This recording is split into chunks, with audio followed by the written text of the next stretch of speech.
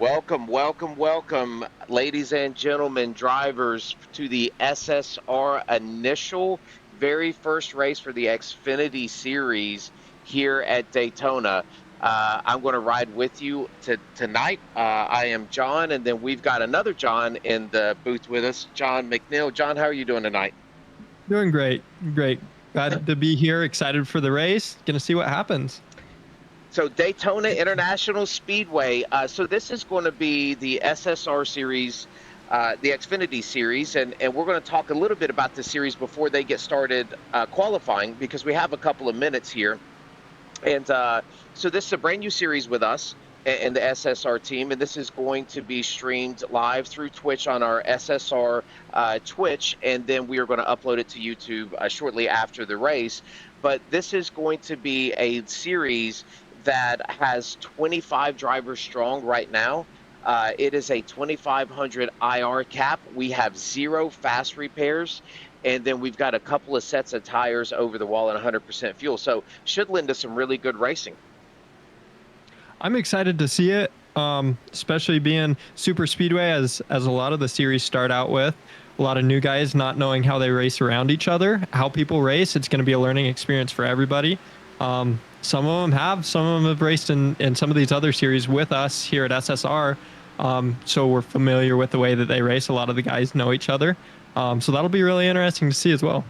It is going to be quite interesting to see. I am excited to really take a look at a lot of new drivers that are out here tonight. We've spent a little bit of time with those drivers in the Discord, so I know some of them. And then we've got some brand new faces that I think are really come here to run, to put on a great show. We've got some great paint schemes tonight. And like you said, John, what better place to start a series out than Daytona? Absolutely. And, a lot of these guys, in iRacing, a lot of times we run a lot of super speedways. So people have a lot of experience with that. So it'll be very different than what we see during the rest of the season. But nonetheless, it's just as important in the series. I mean, you can get a great start here if you win this race for the rest of the season. So that is always, and you bring up a great point because we want to make sure that we cover the points for this series. And for this series, this is going to be a straight points that go all the way through. So we are not going to have a playoff. It's not a win and you're in. This is going to be, so these particular plate tracks and races like that some people might say, I'll throw caution to the wind and we'll try to grab a win. If I don't, that's fine. I'll be in the back. That's not really going to play out with the way that our point system is set up for this series. Absolutely. In some of the interviews I was having with some of the guys earlier, they all mentioned the fact that we don't have stage points happening here, and that the longevity of the race is what really matters, being there at the end. Same with points, honestly, is not having a win and you're in. Every position matters. I agree. And so I think it's going to be a lot of fun. So we are going to race into the night. We're going to start out at 80 degrees here, a little bit of wind coming out, and it's partly cloudy, but we're going to run Daytona into the night. Again, this is a 15 race series, and really look for some fireworks. Of course, like you said, you just never know what's going to happen here, at some of these plate tracks. And the Xfinity car, we did a little practicing earlier in the week on this, and I think one of the things that we have to look out for tonight, John, is going to be the cars overheating. It seems like if you stay tucked up underneath somebody for a couple of laps, water temperature really gets high on these cars. That'll be a crucial thing to think about that I hadn't really thought about much is, in the draft, especially coming near the end of the race, if you're two or three laps to go and you're pushing hard, I mean, that's where mistakes can happen and you can blow up just trying to push. I agree. And so we're going to see a little bit of that. We'll see some noses peeking out underneath of some drivers. The Xfinity car, it handles well here, but you get a couple of laps on the tires. They want to move around a little bit. I think the big thing is going to be nerves are going to be high tonight. We've got some drivers that just come into SSR. They're going to want to make a name for themselves. Do you see us going 3 wide, maybe even 4 wide early on in the race? I can see 3 wide. A lot of people get excited and go 3 wide. Here at Daytona, you got a little bit of room. It's nothing like Talladega, though. So turn one, I think that's where we're going to see a lot of incidences is turn one, and turn three is people going in 3 wide, expecting a little more room than they have. Now it's easily possible, but four wide's where it starts to get very tricky. I agree. I agree. So we've got some.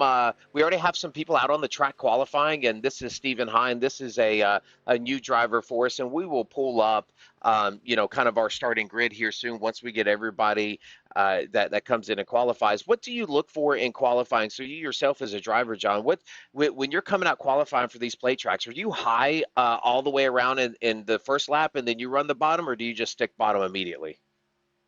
It all depends on how many laps you have to run. If we're doing the normal like two qualifying laps that count, then I'll run high on two of them. Hmm.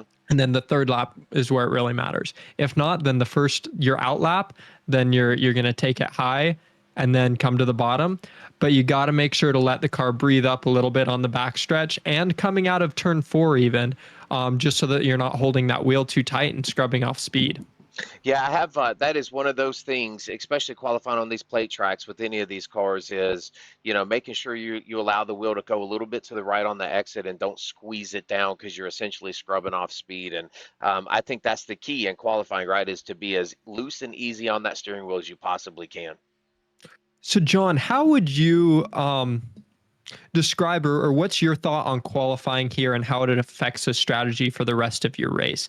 Because you can make it to the front and back, from wherever you start, but you got to make it through the field if you're in the back. What would you do? How does that affect strategy for you? That's a great question, and I think there are two things that are going to come into play here. One is, what I feel like my strategy can be. So there's always two big schools of thought here at these plate tracks, and that is stay up front, stay out of the trouble, or stay in the back and stay out of the trouble. So me personally, I'm going to run my qualifying lap as though I want to stay up front. But my strategy going into the race is all going to depend on what my teammates are going to do. And I think you're going to see a big difference in that in the race too, because we have some teams that have 4 to 5 racers that are going to be in the same team, same Discord, helping each other out. And then you got some other racers that are out here solo. So I think if I were solo, I'm going to try to run up front. If I'm in the team, I'm going to try to qualify well, but I'm going to do what the team wants to do. That's a fantastic point. I was talking to some of the guys earlier preparing for the race, and they talked about how their qualifying run would greatly affect how they work together. If one started up front and one started in the back, they'd have to find each other, right? And so you kind of want to take it easy and be sure to be there at the end so you can work with your teammate. Where others, if they're together near the front, I would assume the majority of them would choose to try to stay up front and stay out of the trouble by just being ahead of it rather than behind it where you have to drive through it. I completely agree with you, and I think again, and that's where it's going to boil down. It's going to boil down to where where your team wants to be, and then we're obviously with 100% fuel. There's going to be some fuel strategy in here as well. So a lot of things can go into this. I am certain that the teams are in their meetings and they're talking about what they want to do as we come out to the last minute before we end qualifying here. So I am certain that we're going to have a lot of different strategies. We might see some teams fall back, and then we might see some teams try to control the top and bottom lane of this track all night long. Absolutely. What's interesting to see here, just taking a look at the qualifying results so far as they're coming in. We've got a lot of people. Is the top 16 are all within a tenth of a second running on a super speedway. So how does precision affect the way you race this racetrack, even though a lot of it depends on drafting, even during the race itself? Right, and that is a big thing, is because you want to make sure, especially when the cars start to move around a little bit, you want to make sure that you have a good handle on your car. The person behind you pushing is hitting you square. You don't want a lot of movement. You don't want it to get a little crazy. So that certainly is going to matter. But let's go through our results here, and I'll just knock the top 10 out, John, and then you can move on. But we've got a good staple in Joe Hudson that's really running a lot of leagues for us. He runs all 3 of our leagues, taking the pole here, and looks like our timing is kind of messed up. But we've got Isaac in third, Victor, or second, Victor in third, Cody Riggs in fourth, Josh King fifth, Cody DeForge sixth. Cody Riggs' partner and teammate here, Adam Pettit, in seventh. Johnny Barker, which I know is a solo driver, in ninth. In eighth. Fowler in ninth, and then Ira is there in 10th. And then outside of the top 10, starting in row 6, we have Derek Catt and Ron Lossley together.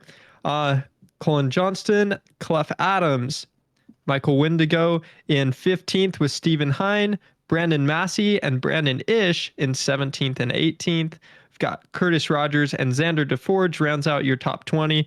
Your last 5 are going to be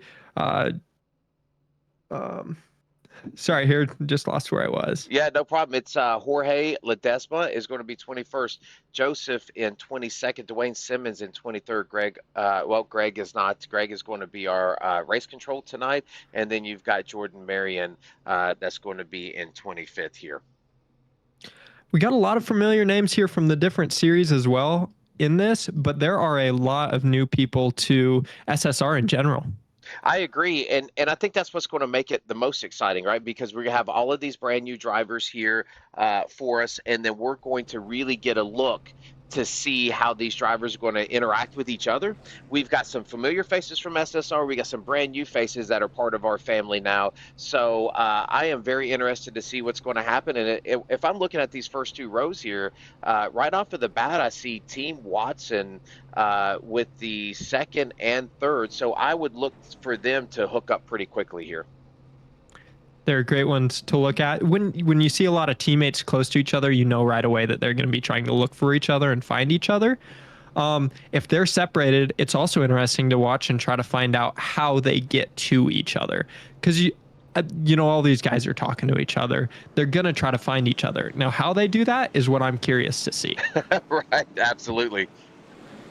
Yeah. So as they line up here and they get ready to go green, I think when we look at 24 drivers strong here, it's going to be a great turnout tonight. I will tell you that when we ran a little bit of practice, one of the things that was concerning is you're going to get 40 laps of fuel if you're behind somebody.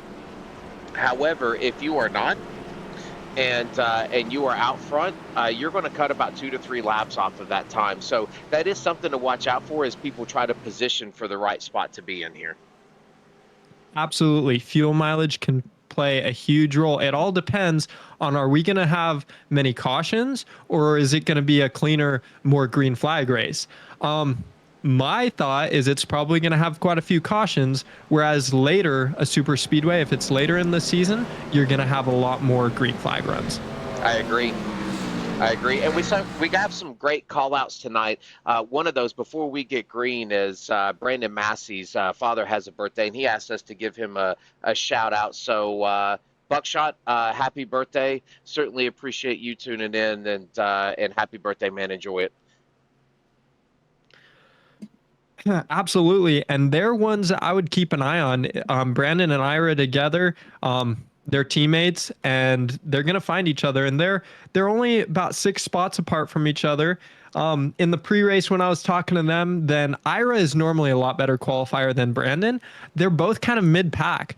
So, I wonder if they're going to try to fall to the back. They've worked together for 4 or 5 years as teammates. Oh, wow. They know each other. They know each other's racing style. They're ones to watch for sure in this race. All right, here we go. Pace car is peeled off, and we are green.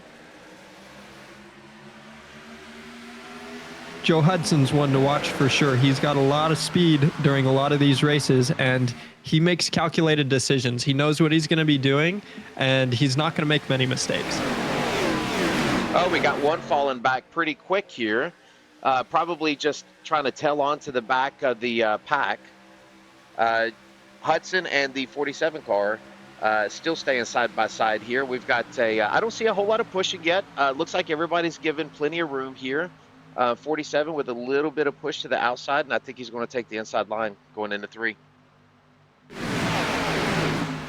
You'd mentioned a couple people falling to the back. I'll be keeping an eye on those and see where they're going, because a lot of them have that idea. If you stay in the back, then you'll avoid issues that happen. Right now, seeing one that's already dropped 10 position is Colin Johnston. Right at the beginning, drops to the back. Yeah, so obviously we see some strategies coming into play here early. Looking at this now, he is actually 2.5 seconds off of the guy in front of him, or off the leader, which is huge at the super speedways. Yeah, so he has fallen off completely. So that's interesting. And you don't want to lose that pack early on because you can get lapped in a hurry here. For sure. Actually, one of the guys I was talking to in the pre-race, he was talking about actually being willing to fall out of the draft because he was expecting a caution right away, which is great in theory, but if you think about it, really, you can get caught up in some bad situations. Is right now we're seeing it stay green. If it stays green for a long time, he's in for a hurtful night. I agree, because it does look like everybody's playing nice here. We've got the 12 car going, and Cody Riggs going to push out front here with another Cody DeForge right behind him, pushing him to it. But here comes the 47 back on the inside line.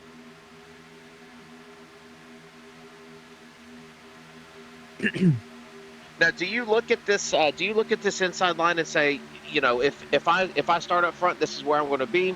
I'm going to stay here. I'm not going to pull up on the outside. I don't want to bother with that until it gets late in the race.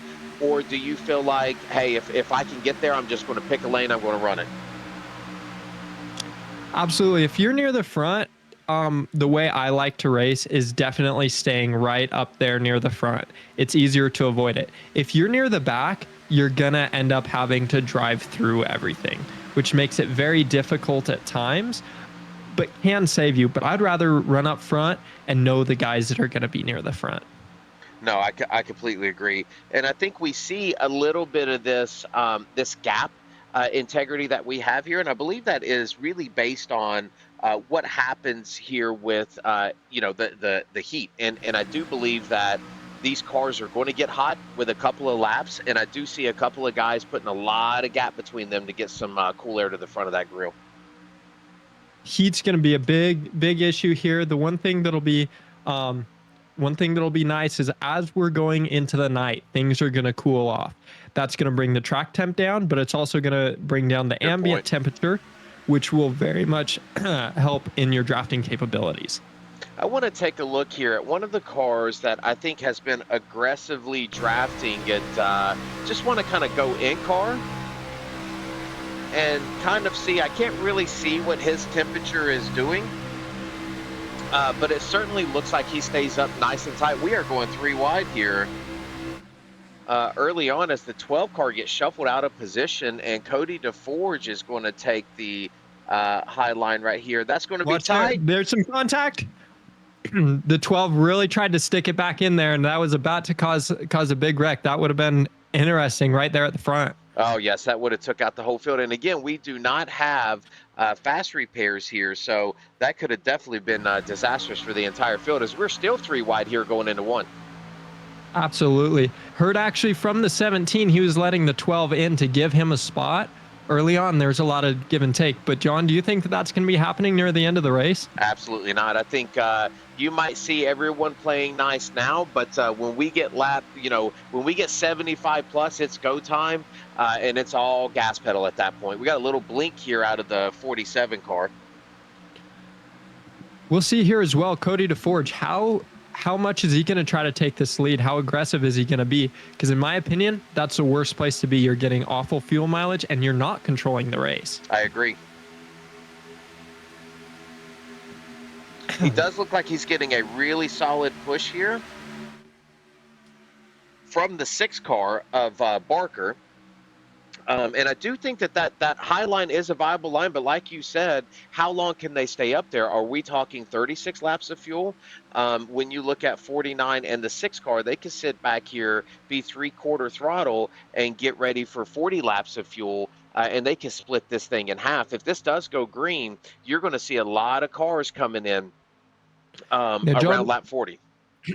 Sorry to interrupt you there. So what I'd be doing at this point in the race, we've evaluated enough. There hasn't been any cautions. I would feel pretty safe that you're going to have some pretty good racing, and I would drop to about 3rd or 4th in line. If I'm Cody DeForge right now, if I'm the 47 right now, or even the 9, I would try to get out of being up there in that lead draft, because you are going to burn your fuel. like you had mentioned a couple times here. We've kind of evaluated, and now I would make that major decision. I agree. I think we've got some really big players here that I think are biding their time too. I'm trying to find some teammates that are looking for each other. If you notice, the 46 car of Pettit is looking. I think his teammate Cody Riggs in the 12 car is one spot in front of him. Yeah, let's see, what number is Pettit is in the 46, correct? Pettit's in the 46, yes. Yeah, he's an experienced racer, and I think that he's going to do a good job working with whoever's around him. But if he finds his teammate, then that's when I'd watch out for sure. I agree, and I think he's looking for him now. And then I believe Stephen Hine in the 89 car is in their Discord as well, which is on the high side here. So we've got 3 teammates that are going to be very close, and I'm looking for those other guys. Let's see, where is Brandon Ish and Dwayne? Have those guys kind of slipped back a little bit? I know that they are running all together here as well. So this team Watson, we've got 2 guys, the 19 and 25, that are hooked up. Yeah, they're together. I would also take a look. I want to see where Ira and Brandon Massey are. I know Massey's in 18th, and then we've got Ira up in 6th. So clearly, they're not on a fast track to get together right now. It looks that way. I think they are just riding. Let's see if we can see the hood on this for Happy Birthday Dad for Buckshot. So again, happy birthday to him. We wanted to make sure that we highlighted that for Buckshot. So a really nice thing that Brandon done for his father there. Absolutely. Maybe something we can do here as well, as we can kind of go through the field and take a look at some of the wonderful paint schemes we see out here right now. A lot of people put a lot of work into these paint schemes and do a phenomenal job. I agree. So here is Isaac Mock, and then right behind him, which might be hard to go through the field, and we're getting shuffled out here as the 49. Oh, and there's some contact with the 80. Oh, one going through the grass. He's in the grass. What's he going to do? Is he going to blend back up? What a great job by the 80 car there to take that bump and to get back up on the track. Now let's go back here and make sure that, okay, it looks like he's going to get some help here from the 19, but that does create a gap between this second group of cars and this front group here. Absolutely. It definitely did break up the field, which is going to play a big role. I'm gonna assume that we're going to start seeing a lot of single file running here now. I believe so. So if you're the 19 car and you're the 25, are we saying, hey guys, we need to push here as we need to make sure that we stay in contact, which it does look like they are closing back in on this group that's running double file. Absolutely. They're going to burn more fuel, but they're close enough where they can grab a hold of the back of that pack right now. So let's continue to go through the field here. There's Cody DeForge. We've seen this paint scheme before in some of his other cars. He again runs the truck series and the Cup Series, does a great job for us. And then below him in the 12, we're going to zoom in on him here. We got to move. Going to make it 3 wide for the lead. We're going to get 3 wide. 49 gets pushed back out again. 49 falls through the middle. Oh, and the 9 makes some contact with the wall. He's getting loose. 6 cars going down. We've got a wreck. Caution's out. Big wreck, and we are going to back this up, and we have to, unfortunately, back this up in the old-fashioned way here, and we're going to go back, and it looks like the 6 car is going to be the car that's going to get loose, and that's going to be Barker. Let me see if I can find Barker here. There he is. Sorry, in the excitement, I might have said the 9. I meant to say the 6. Yeah, so let's go in. Let's go cockpit for the 6 car, and let's see what happened here. It looks like, I want to back this up just a little bit. It looks like he just gets in, and he might touch this wall. It's really interesting to see how he gets loose there just from tapping the wall. Yes, and he did, and he tapped the wall. And he has collected quite a few people. So let's kind of go to our drone footage here, because as you can see, this is going to pick up a lot of cars here. We've got our pole sitter involved in that one as well, Joe Hudson. I was, he was one to definitely look at. It's going to be interesting. He's on pit road along with Ron, Jorge. few people on pit road. Yeah, so he's going to get picked up. Hudson's going to get picked up here right into the door. That's a big hit on the right front of that 49 car. He's going to Oh, that 65 car just barely squeaks down. The 29, 98 car gets pushed in. I don't know what the black and red car is, but you've got Hine behind and Xander DeForge. It looks like Xander never hits the brakes here in the 48 car and pushes the 89. What a great job by Massey in the 87 to get down really low here. And then unfortunately, he's going to get collected by that 6 car. 80 car with a big hit on the 98, and then the 19 car with a little tap there in the back end. And they are still spinning and wrecking. So looks like the 19 car is going to lose his hood. Hey, John, sorry to interrupt here in the broadcast as well for a second. I'm unable to see your screen or the broadcast. Would there be anything that we can do? Yes, let me take a look here and As make well. sure. It looks like we are still streaming live, so let me see. Uh,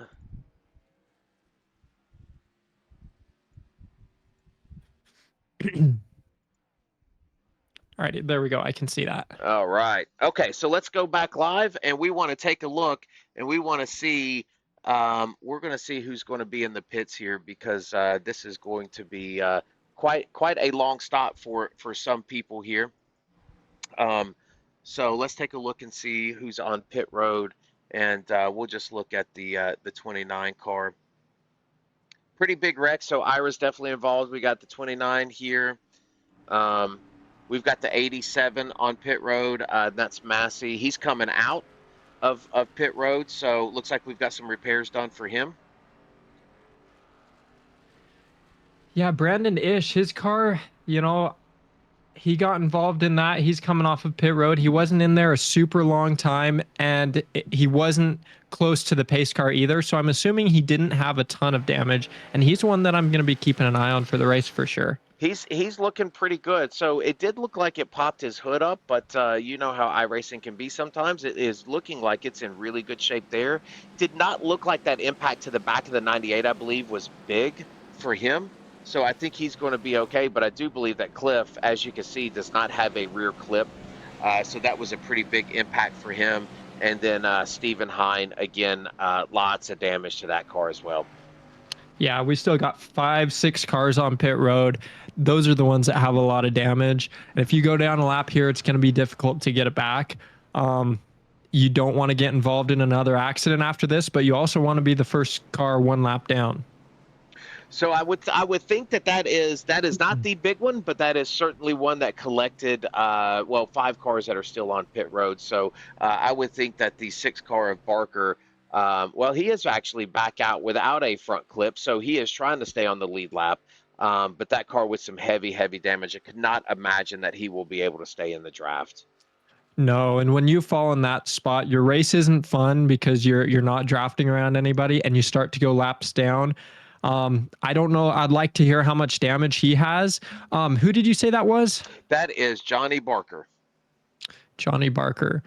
I'll definitely keep an eye on him, listen to his team radio, and see what's going on there as well. So it looks like we still have 4 in the pits. So that will be Ira, the 89 car of Hine, and the 5 car of Ron and Cliff Adams here. It looks like we do have somebody that has come back out, so that's going to be Ira. Let's take a look here at Ira. See how that car looks now. It's like some scuffs over on the left-hand side. He still has a little bit of hood damage, but he might be able to hang with the draft. Yeah, I don't see a lot of physical damage there that's going to hinder him much. Now, if he gets out where he's in a lead pack or leading a pack, I feel like that line's gonna start to falter. All right, so it will not be long here because it looks like we are fixing to go green again. Green flag, green flag. The green flag drops, and we are off and racing. Isaac got a big jump there, but he's got to watch out not to give too far of a lead because otherwise these guys are going to get a run on him even on the start, and he'll lose that lead. Looks like we do have somebody coming back out of the pits here. That will be a lap down. All right, the 47 has now hooked back up with Cody Riggs in the 12. So now, do we still stay settled in? I did not see a lot of people down pit road. So I'm assuming they're going to wait till lap 40 and try to cut this race in half. Yeah, that's what I would do. You know, you didn't see a lot of takers. If they cut it in half, it makes it very simple. The thing that's nice about that is you got a lot of people working together. And if you nail the strategy right, if it's a green flag stop, you can run away with the race. It separates it into smaller packs, less likely to have cautions, and you're working together with people you trust. Now, on the other hand, you can, if you enter the pits with a small group, if it's under green flag racing, you can lose the draft or lose having much help, and then you're in for a world of hurt. And even if you got some people coming up behind you, it's kind of hard to grab onto their draft sometimes. Yeah, and it does look like that thinned the pack out quite a bit, because you have 4 cars that are hooked up here on the top side, but the rest of the lead lap cars look like they are going to be single file on the bottom. So looks like we are spread out. Now we do have some packs, or 2 separate packs here. If they cannot tag on to the back end of this, then we've got 2 cars that come out of the pits late that are going to be behind just a little bit here.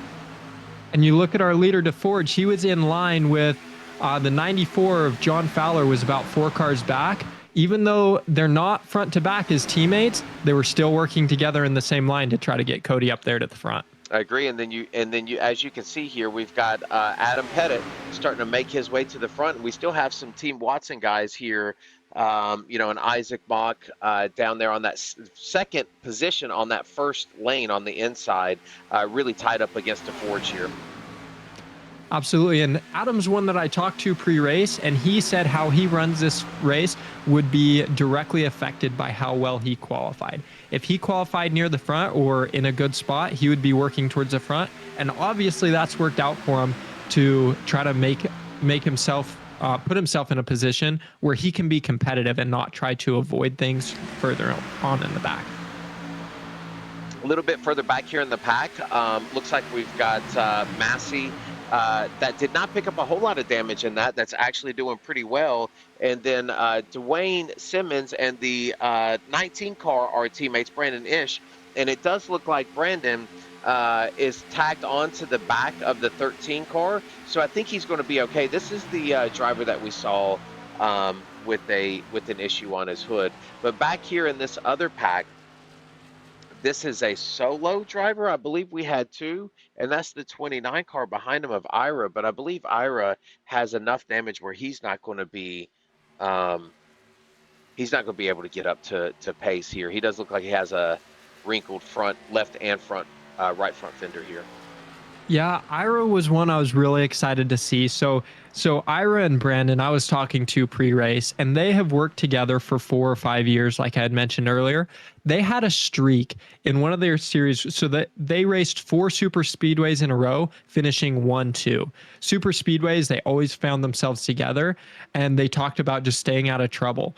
Obviously, that didn't work out too well for Ira, and that's gonna break them up. So Brandon, on the other hand, he's not going to be as strong because he doesn't have his teammate with him that he's raced with for years.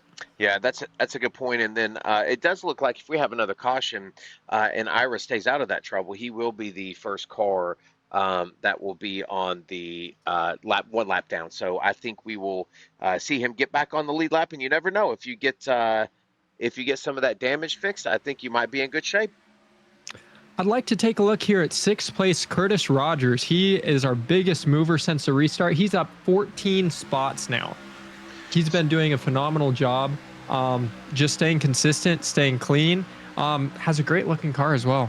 He really does. And if you did that wreck, I was really impressed with his ability to really squeeze down and stay out of that. I'm certain that he got just a little bit of right side damage off of it, but he looks to be doing just fine in this, as he gets a little squirrely there on the high side.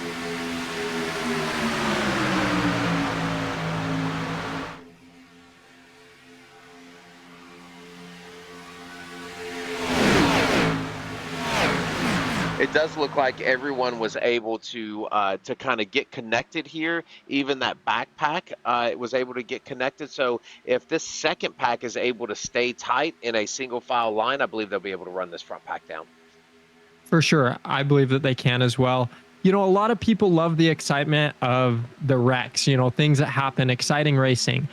I think that there's a time and a place. If it's near the end of the race, it gets exciting, it's great. I feel like the timing on that was not great because it weakened the pack and made them a lot more, or a lot harder to make moves and make it to the front because you don't Sure. have quite that energy. I agree. And because if you look at this pack here, you're 2, 4, 6, 8, you have 10 cars that are in this pack alone. And then again, you've got the 88 car. Is that the 88? Yes. So they have made it back to this pack now with Massey and Dwayne, the 4 car of Jordan. They have tugged on to the back of this line, and I think they're going to be okay. The 13 car that I thought was a little off the pace due to some damage, he might be able to tag onto the back of this, as well as the 19 car Brandon is going to push him along. Also, you can see here the 49 of Joe Hudson, our pole sitter. He took the car to the garage. He's out for the rest of the race. He was one that, you know, at the beginning we talked about him being one that could potentially win this race. You can never ever count Joe Hudson out of a race. Absolutely. He'll come out of nowhere, but you know, apparently he had too much damage, wasn't able to continue. Got the 65 blinking a little bit, but it seems like that they're able to make it through all right. Yeah, so the 17 car of Joshua King, first time we've really called his name out tonight. He's been doing really good, staying out of trouble up front now, battling with Cody DeForge for the #1 spot. Doing a fantastic job, just keeping it clean. Joshua King's just been up there all night, really. You know, he's been up and down some, but he's been keeping consistent. Yeah. Yeah, this 21 car as well of Derek. Really nice paint job. We still have 65 starting to blink just a little bit there, coming in and out. But 21 car doing a great job as well. I really like that paint job. And who can count out if we do not talk about Mr. Fowler? He might get angry at us on the podcast, but he's in this top line, third in the line. And you can see him poking out, trying to get a little bit of air. Oh, and he just squeezes right in. Boy, that was close. That could have been a big one. The King is still right there on his bumper, gives him a little tap, but it seems like that they straightened everything out. Yeah, that was a risky move, but it did work out, and I think Cody DeForge was able to slide right behind Adam as Adam goes to the front now and starts to get some points for leading laps. You know, Cody, a lot of times he's a pretty aggressive racer, and it's gotten him some position up here. He's been up front almost all race, and it's been paying off for him. Yeah, you can see the bottom lines really starting to come in now as those drivers on that top line are really starting to struggle to get grouped up. I think the 65 is having a bit of a blinking issue there.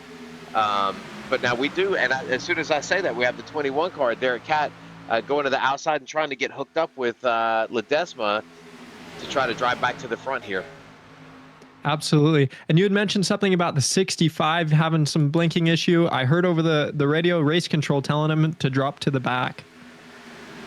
Let's hope he gets that figured out. Might have a storm or something coming through here, but looks like we've got kind of the usual SSR suspects up here. We've got Adam, Cody DeForge, and John Fowler in a line, and then up above them at 21, Derek Cat's really making that line work as they have help now from the 01 of Wingo, and I do not know who that is right behind him. Is that Joseph? Look at that push by Jorge. Jorge pushing the 21 to the lead. Right Huge to the lead. Push. Huge push. That was really close with the 01 on him as well. They were pushing hard, and the 01 almost got to the left rear of the 44. Yeah, this is really exciting. You've got Adam. You know, those guys are sitting back talking about strategy as of now. We got one hitting the apron here, the 88 car of Joseph down on the apron. I think he's got that thing straightened back out. But Cody Riggs on the high side now trying to join that top line, try to see if they can help them push that 21 car to the front.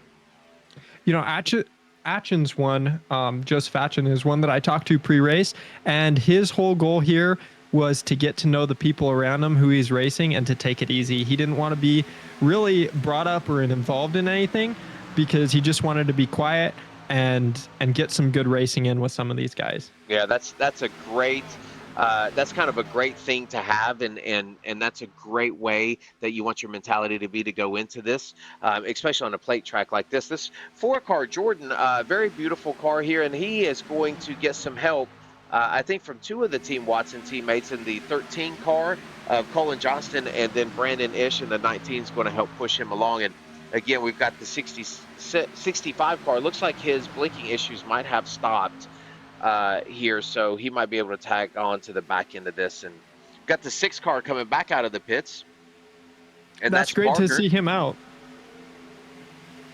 Looks Yeah, like they have fixed quite a bit of the damage on that 6 car. He is 11 laps down. This is going to be quite the journey for him. Obviously not going to finish on the lead lap. Just trying to salvage some points. You had mentioned earlier, not having a win and you're in, every point really matters because you can't make up with it with just a win. I agree. I think before my teammates and I actually get into to a race, we always tell each other, let's not park a running vehicle. If we can get a running vehicle back out on the track, let's get it out there no matter what, how far down we are. We need those points, as we have another one coming back out on the track as well. We are going to have some lap traffic coming up in Xander and Ira, so this is going to be very interesting. We're going to switch to kind of a drone footage as they are right in the middle of the turn, and then you have Adam entering the turn here. So as they exit the turn, it looks like we've got Adam exiting now, so they're going to catch them in a hurry, and here we go. Looks like they've called the high side. They're going to stay high for them. That's awesome that they respected him, pulled high, didn't interfere with the race. They're going to keep it clean for him. That's great. That's good to see. A lot of respect there from the 48 and the 29. They know that their race is hurt because of that wreck, but they don't want to hurt anyone else's. Absolutely. So we are at 31 of 80 at this point. So I would assume that we are going to start seeing, we're probably within that window of 10 to 11 laps. Now, if you're someone like Adam, you're probably watching that fuel gauge, and you're going to stretch this as far as you can to give yourself as much room as you need coming to lap 80. Maybe even a green-white checker worth of fuel. Absolutely, especially for him being out front there. He's got to really pay attention to his fuel. Obviously, he feels comfortable enough leading in the front. Cody just kind of took a look underneath. Yeah, and it's hard to tell with the Xfinity because I think sometimes they're poking out to get a little bit of air, but then there are other times where if you have that run, that you're going to try to take that run. Victor coming back out of the pits here, and he's going to rejoin the race too. So a lot of drivers really trying to get that damage fixed and come back out and keep racing with us. Absolutely. Also, it's really interesting to hear on the radio with the team up near the front, Cody and John, some of these guys working together. Is they're really paying attention to the guys behind them, as they just want to stay single file and avoid being double file and just kind of lead it out, just run it to the fuel. So if you're looking at these plate races, when we're getting ready to go into a pit, are we at this point at lap 33, we're talking, right, John? We're saying, hey, if I come in a pit, I need you to stay on the high side. I'm going low.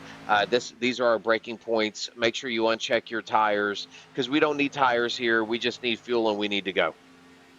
Absolutely. Now, a thought that I'd love to ask you is, at what point do you take tires, right? Because fuel takes a certain amount of time, right? So do you still take 2 tires? Is it worth just taking none?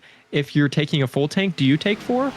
Yeah, so if I'm on a track like this, I'm not taking tires. I'm just going to take fuel. If I am under caution, I'm certainly taking 4 and the fuel as well, because you're going to be in the pack regardless. But if we're trying to maximize what we can get, I would assume that you could certainly take right sides or you could take left sides, and it really would not matter. So if you wanted to take some fresh, I would take some rights. But the last thing I want is to get a little loose in the center of the turn and even on exit here by just taking some right side. So I'm probably not taking tires. Absolutely. I'm with you there. I think that if you were playing it for the long run, if this was a little longer race, you'd want to take rights on one, lefts on another. to keep fresher tires on, if you're going to have 2 or 3 green flag runs. I agree. But I think for a race like this in the Xfinity series, I think that you're absolutely right about just not taking any tires. So it looks like Ron has been able to attach himself to this pack after he come out of the pits here, and Ron right now in that 5 car shows himself down 16 laps, but that car does not look that bad at all. I think he'll be able to stay into this draft. And somebody like that, right? Ron's not going to have a chance of winning being that far back, but he can really affect who does win this race, where runs come from, even if he's several lanes back, right? Is that energy comes from the middle of the pack. You don't get that energy from 1 or 2 cars. So more cars in the field will really affect and help certain people, and other people will be on the bad end of that. I agree. Yeah, and if you look, you see a little bit of damage here on the front end of this 48, and I think that's what is creating a little bit of a stack up here where they had to go around them. As you can see there, you can see the tires sticking out. I know Ira is sticking to his back bumper so that they can drive together, but I believe they need to be in the chat talking to each other and maybe switch positions, put Ira out front. I think that 48 will be better pushing than he is leading right now. Yeah. Yeah, I think Xander needs to stay close behind somebody else, but not be leading any type of a pack or anybody in particular. Right, and this 80 car, as we can see, this second group here is quite a bit behind this first group. So they have a lot of making up to do. They're going to have to certainly just stay in line and make sure that they don't try to fight with each other and stay tight as possible. As we have 36 of 80 laps, believe we're going to start seeing, we are in that 5 to 7 lap window, I believe, of pit stops here. We did have the caution, so that's probably going to add 2 laps to this. So I'm thinking you should see pit stops around 42, 43. Yeah, we're going to be seeing them here. Just looking, the latest that we have is the 89 on pit road 3 laps ago. But I'm assuming that was kind of it was a single car, right? We're going to see large groups of people working together and trying to make it to pit road. So here is the time where you start jostling around and try to find your partner. And if I am in a chat and I'm here with my teammate, if I'm the 46 and I'm talking to the 12 of Cody Riggs, I'm telling him what lap I'm coming down, but I'm certainly not broadcasting that and telling anyone else.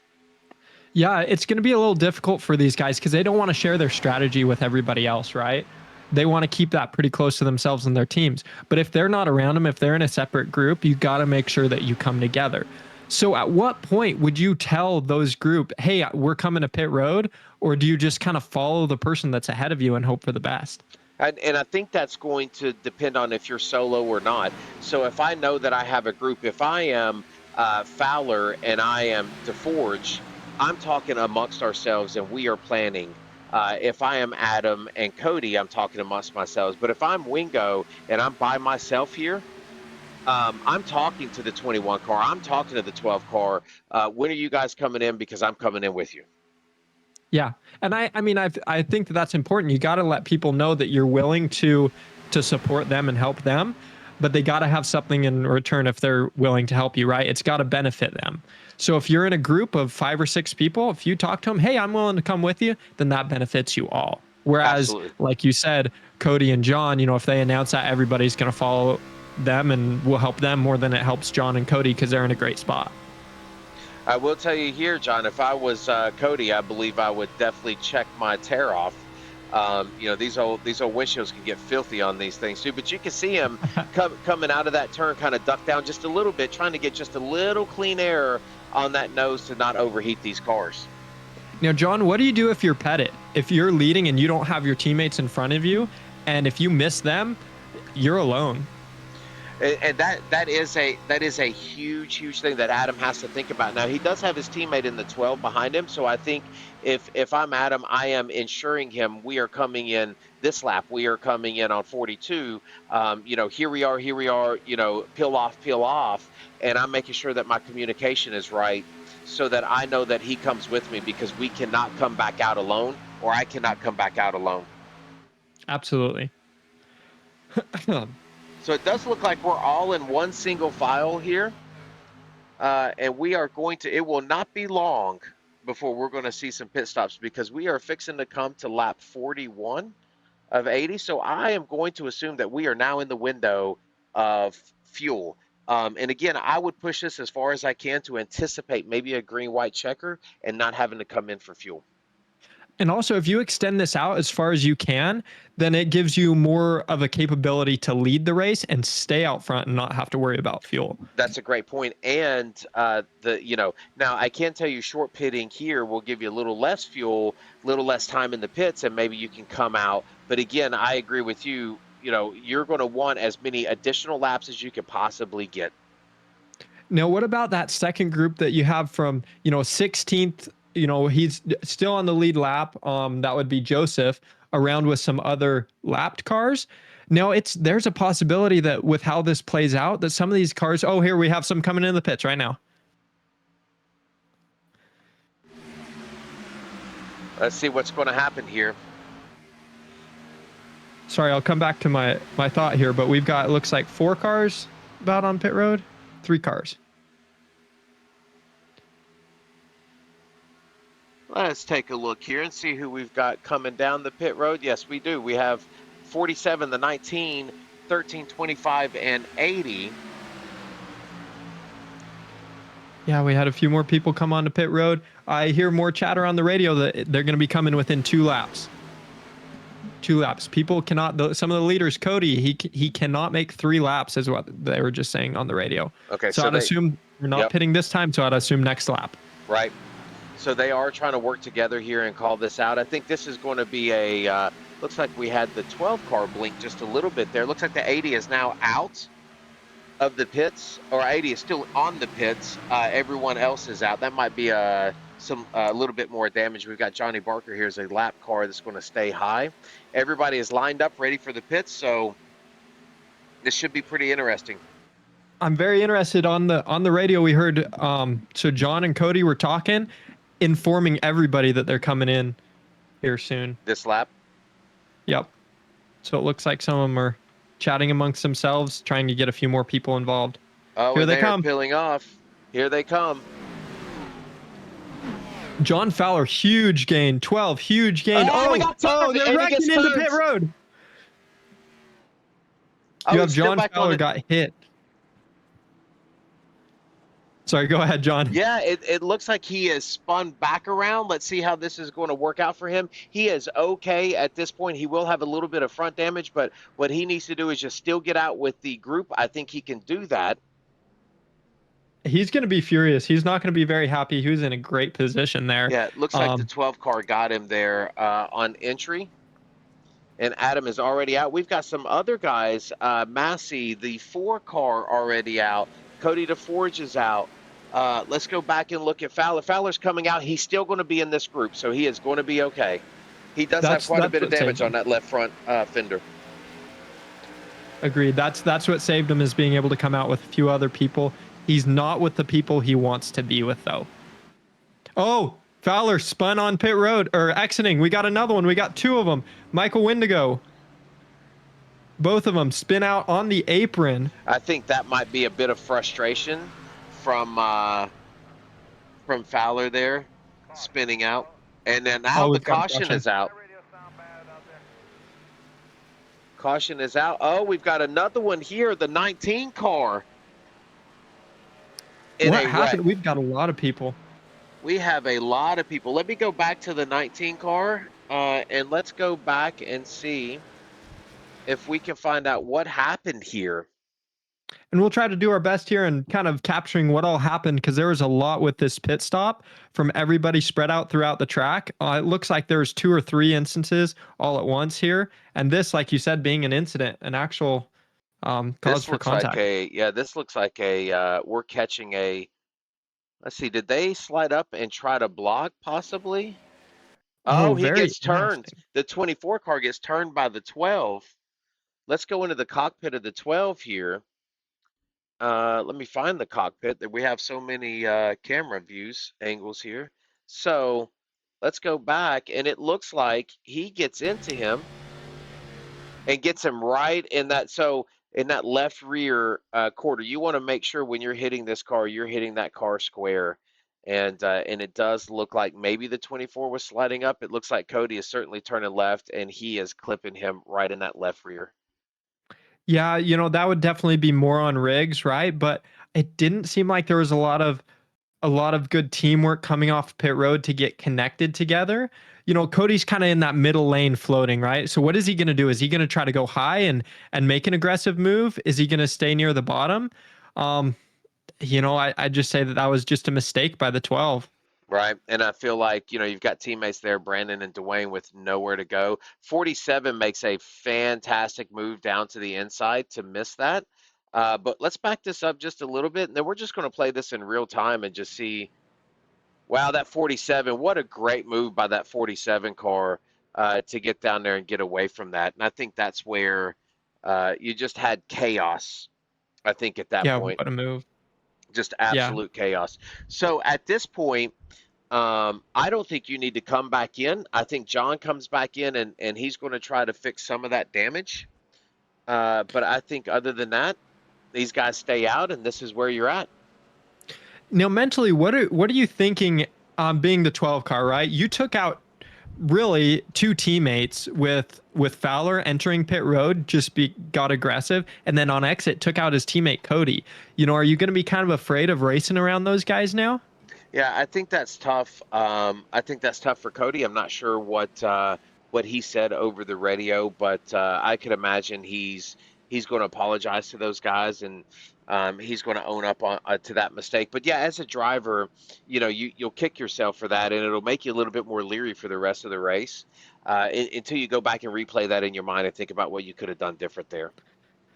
Yeah, absolutely. And one thing that happened here is, you kind of separate the field a little or bring some of them back, but you're caught in two different strategies or people pitting. We've got 14 cars on the lead lap. You get a wave around, you get people bunched back up, people aggressive. With how many laps? Like 35 to 34 to go. Right. Yeah. And so they can certainly run that out. It looks like Cody uh, is going to try to get this car fixed. Let's see what Brandon with some pretty heavy damage as well. Dwayne, front end damage running into the 19, really didn't have anywhere to go there. So he's on pit road as well. Yeah, I'm just taking a look back, kind of reviewing with the accident that Cody, he got it front and back, but it wasn't too hard. I think he'll be able to make it back out. As long as he can try to stay on the lead lap, I think he can still be part of it, especially if he gets another caution that he's not involved in. Right. Yeah, I believe you're looking at 65 car still blinking pretty badly. Hopefully, once we go green, sometimes that blinking happens, and then you go back green, and it goes away. So hopefully that'll happen for him. It looks like right now we have 15 cars on the lead lap. Colin Johnston in the 13 car is the last car on the lead lap, and he certainly has quite a bit of damage here. He does not have a hood on that vehicle. I don't think he can stay in the draft, but we'll see what happens. Brandon, the 19, still on the lead lap, even though being involved in that wreck there. Thankful to see that there wasn't a ton of people caught up in that really destroyed their cars. This field needs as much strength as it can to really put on a good race. So far, it's been doing great. We've had good side-by-side racing, especially at the front. It broke up to single file to give us a green flag pit stop. Huge for this race, that strategy. Yep, absolutely. And I do think that the rest of this field is going to be able to catch up in time. And it does look like Cody DeForge, he's going to be rushing to catch up. But it looks like that car is in really good shape here to have been in that accident with that amount of damage. Absolutely. So we are getting ready. The lights are off on this pace car. We're getting ready to get this thing going again as the pace car brings them around in the exit of 4 here. And you're going to have Massey, Jordan, Pettit, Wingo, and King all rounding out the top 5 as we go green. And just quick update, Curtis Rogers was given an end of the line penalty. We'll follow up and see what that was about and let you guys know. And here we go, green now. And Massey with a really big jump. That always makes me a little nervous, but it does look like Adam's going to come with him. That 4 car is going to drop in, and Adam's going to give him a big shove going into turn 1.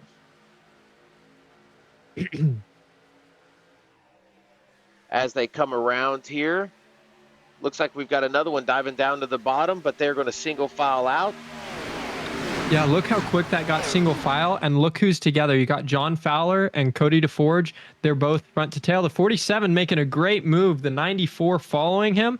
Let's see if Cody can be able to clear that outside lane and go up with him. Isaac with a really nice move, and they are going to hook up. Ooh. Oh, it doesn't look like he can make it. The 21's going to close the door on him, but that top line is going to need some help if they're going to challenge this front row.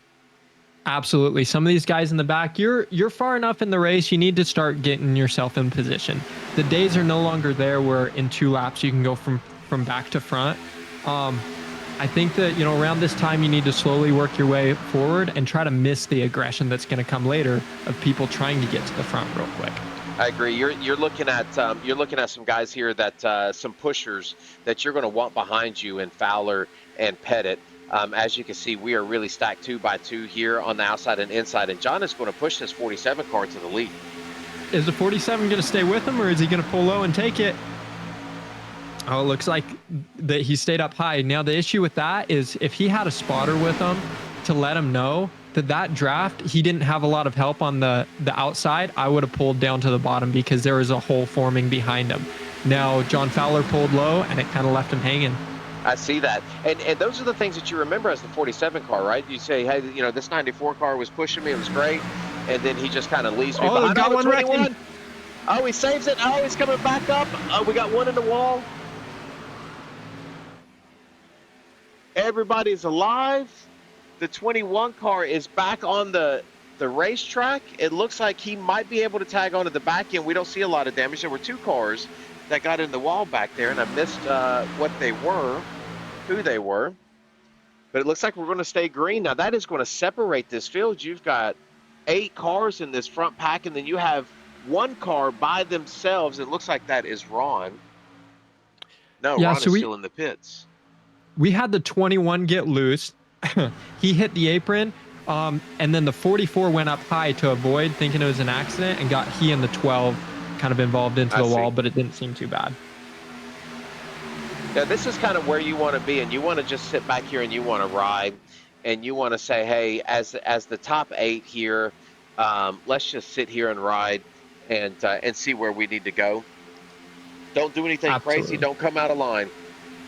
Now the 21, he's in a pretty bad spot here. He's now 6 seconds off of the car in front of him, so he's going to have a lot of work to try to get back up there. He's going to want a caution to get him back involved. Yeah, this is going to be very, very, very difficult for him. And it really, really broke up the front pack. You've got your front pack with, less than 10 cars in it. And then you've got this pack of 3 here. So you've got Stephen Hine, Cody Riggs, which are teammates, and then you've got the 6 car with quite a bit of damage in Barker early on in that very first wreck. That's going to help them out, but they were really looking for some help from the car behind them, which I believe, cannot see who that is. That's Jorge Ledesma, and I believe his damage is not going to allow him to do that. Now, if you can get the 65, the 80 hooked up with this pack, they might be able to run that front pack down. Absolutely. These guys need to work together and get in line as fast as they can and push. If you look at the top 8 that are together right now, the lead group, they're single file, which is going to make it even harder to get up there. What they're hoping for right now is for this lead group to start racing each other. They want them to slow down so then they can grab that wake and pull themselves back up there. And you're starting to see some pushing because we're getting down to it. And I believe this top group of 8, they're going to want to try to pull away from that second group. As you can see, Adam start to push Brandon down that back stretch and going into turn 3. John staying super tight on Brandon too, or Adam, so that he can get that push onto Brandon. You see a little bit of side-by-side or them almost making it too wide or pulling out of line. The advantage they have is from 9th to 8th, they've got a 5.5-second lead. Yes, they do. Yeah. And that's going to be led by, well, it looks like Stephen Hine is going to jump in front of Cody. Now, the 65, again, you're going to want, if you're the 65 and you're Curtis Rogers, you're going to want to fall in line here and everybody stack up single file, or you're not going to have a chance to catch that lead pack that's staying single file. So if you're the 65, best thing to do is to fall in line behind the 12, and hopefully the 19 and the 80 come up here and join you, and you try to run that front pack down. But it looks like the 6 car, Barker, is going to pull out of line. I don't know if he's doing that on purpose or he's actually trying to pass the 89. That's what I was wondering, but it looks like they're doing some side-by-side here, making it 2 lanes. I wouldn't be doing this. Oh, you got a wreck. Who do we have spinning there? I believe that was the 80 car. He Victor, saves it. He does save it. But they just weakened their pack. They're down to 6 cars. They did, yeah. So that's really going to hurt this. As it looks like DeForge is going to try to go to the outside and make this too wide here and slow this main pack down. So again, we've got a lot of fighting going on that's going to slow all of these packs down. Yeah, and looking at the scoring monitor right now, your top 6 guys all ran a 48-1. After that, you're 49, 50 flat, 52. They're not pushing, they're not staying consistent. These guys have to get it together if they have any chance of running anybody down. Yep, that's a good point. Cody's going to pull out a line here again. And he's going to try to take, it looks like the 47. It looks like he's going to try to get up here to John, his teammate, try to position themselves where maybe they have a run for this thing at the end here. 17 car is going to touch the apron. Everything is good. 47 is drifting up a little bit, but looks like the cars are starting to move around a little bit now. Yeah, absolutely. And maybe I was looking earlier at a different person or a different group, but it was a group of 6, and that's where one of them got loose, hit the apron, and went up. This lead group still has its 8. So my apologies for the misinformation. So this is this group here is going to be about 12 seconds behind, a little over 11.7 seconds behind that front group. And just like you said, when we look at these lap times, they're running 50s and that lead group's running 48. So if they do not hook up, they do not have a chance to catch that front group, and you're going to have a race for the win out of these 8 up top here. Oh, there's a little bit of contact between the 24 and the 17, but they straighten it all out. But it's starting to get late here as well. The track temp has gone down a couple more degrees. It's down to 81 degrees. What this is going to do is it's going to give them a little more grip and a little more ability to make moves without getting loose, like we saw some of those guys earlier. Now, it's not going to be like a massive difference, but it could be just enough where you can make a pretty aggressive move and make it stick. I agree. And then if we just go back here in the back to the last car that's going to be on the lead lap, that's Derek. So if you remember, Derek was in that lead lap and got loose, saved it, and he has lost the draft. He is now back running 51s on his own, and he's going to be a good 9 seconds behind Joseph here, which Joseph again is on his own, and then we're going to get into this secondary group of cars that looks like they're still fighting to figure out where they want to be. Absolutely. And you had mentioned Joseph in the pre-race when I was talking to him. He had mentioned to me that he wanted to keep it clean. Look where it's got him. He's 13th, top 15. 2 cars, only 1 car that he can lose on the same lap as him. Even though he is solo, it's going to be a pretty solid day for him. He wasn't looking for a win. Obviously, he would love it, but he was here to not be aggressive, and it's playing out in his favor. Yeah, you'll take a top 13 at a plate track any day of the week. Yeah, absolutely. Here coming to 20 laps to go here, this next lap. There's going to be something that's going to have to happen, or otherwise they're going to stay pretty single file, and I think it's going to be between these top 8 people. It's gotten spread out. Looking at my map, then we've got 2 groups, and then all the 4 or 5 solo cars that aren't going to have a chance. Yeah, it does look like we're going to be quite. Let's see. Let me look and see what the gap is now. Again, they're still running the 48s. This top group is still running 48s, and you're looking at a 17-second difference now. Oh, caution! We got a caution out. Guys, just quickly, just remember, nice and smooth. I do not see. The 44 was involved. Jorge. I do see that. Was this on the second group? Let's see if we can't go back I and believe so. figure Just out what hooked the happened. 19. We'll see here. I do see that. Let's go inside his cockpit.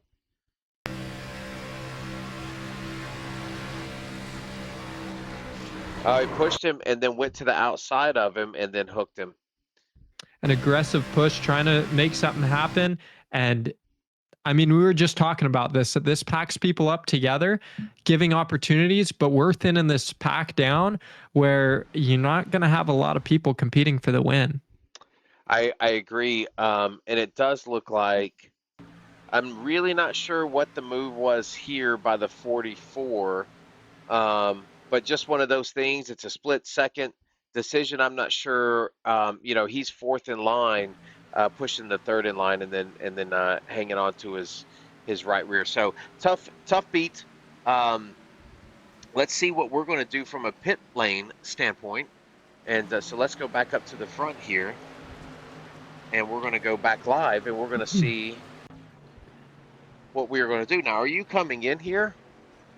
You know what? If there's a small enough number of people on pit road that if you're, sixth on back, I would pit. The top 4, top 5, you want to stay there. You want to keep your position where you can control the race, but it might just give you an opportunity. I know that tires don't mean a lot, but it can just help you things work out in your favor. That's a good point. I think we're gosh, if I'm Brandon and I know that I can make it, I'm not really concerned with fuel. I'm not really concerned with tires. If I'm Brandon, I'm not going to go in. I think if I'm third or fourth in line, I'm seeing what my teammate wants to do, and maybe I'm coming in to freshen everything up. It does look like Adam Oh, we Pettit got Pettit. is going to come in. That is a bold move, as him and John Fowler are the only two coming down pit lane. I don't hate that. Yes, they've dropped down, but look at what they've done all night. They've stayed calm. They've been great pushers. Fantastic pushers that they can build energy, and I could see themselves working their way up. We've got 18 to go. They've got enough time. The thing to worry about is people are getting aggressive. People are going to get really aggressive, and my biggest concern would be getting caught up with something, being back there in 14th or 15th.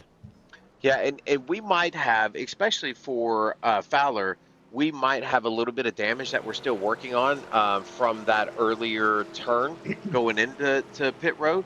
So that might be a good move for him. Adam, yeah, I agree. He's going to be mired kind of in the back there. I think they were in a pretty good spot, but we'll see what happens. I think I like to see the bounce back by DeForge. He's sixth on the grid right now, which that's a great bounce back. The 21 car, Derek, that was 37 seconds behind, is now able to make all that time back up and get right back to this lead pack. Absolutely. Hey, John, do you think that we can pull Adam up here, get with him on the radio and just get his thoughts on all this? Yeah, we could try that. Do you have the ability to pull him up? I should be able to here. Let me Okay. see what I can do for you. Absolutely. And I'm going to watch this pace car, and I'll let you know when we have one to go to send him back down.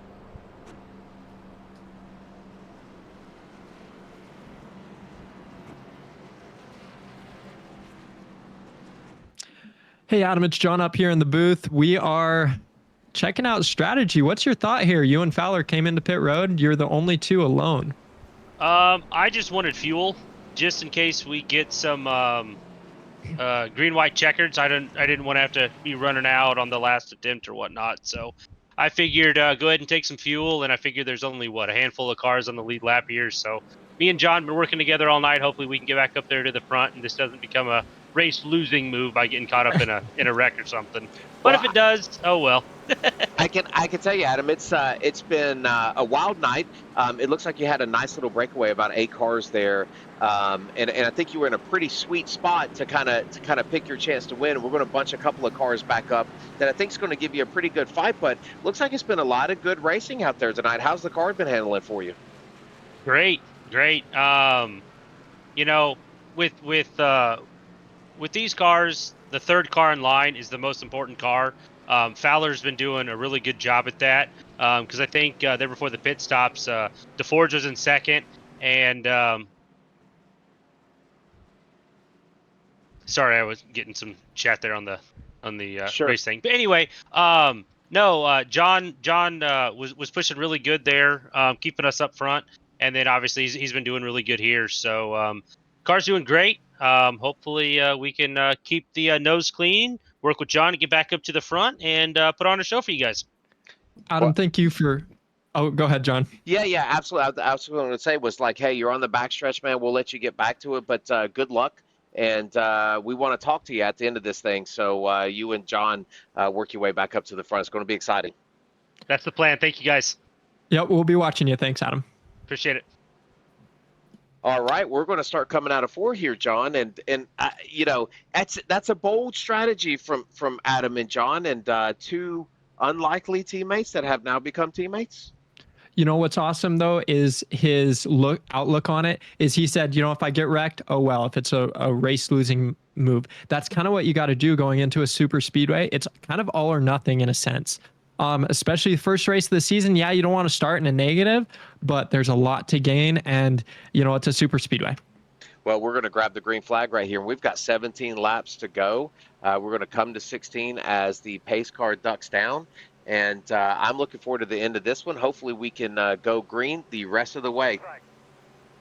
Brandon is going to take that green flag. Ford did not get a very good restart, but if you watch the 47 here, he's been up front all night, willing to make moves. That's going to be a race-winning car, is one that's willing to make moves.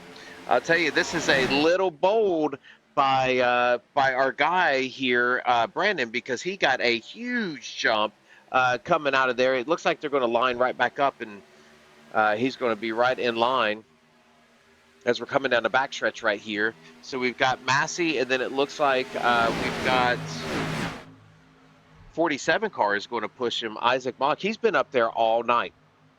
He's been doing a fantastic job. It's good to see him up there.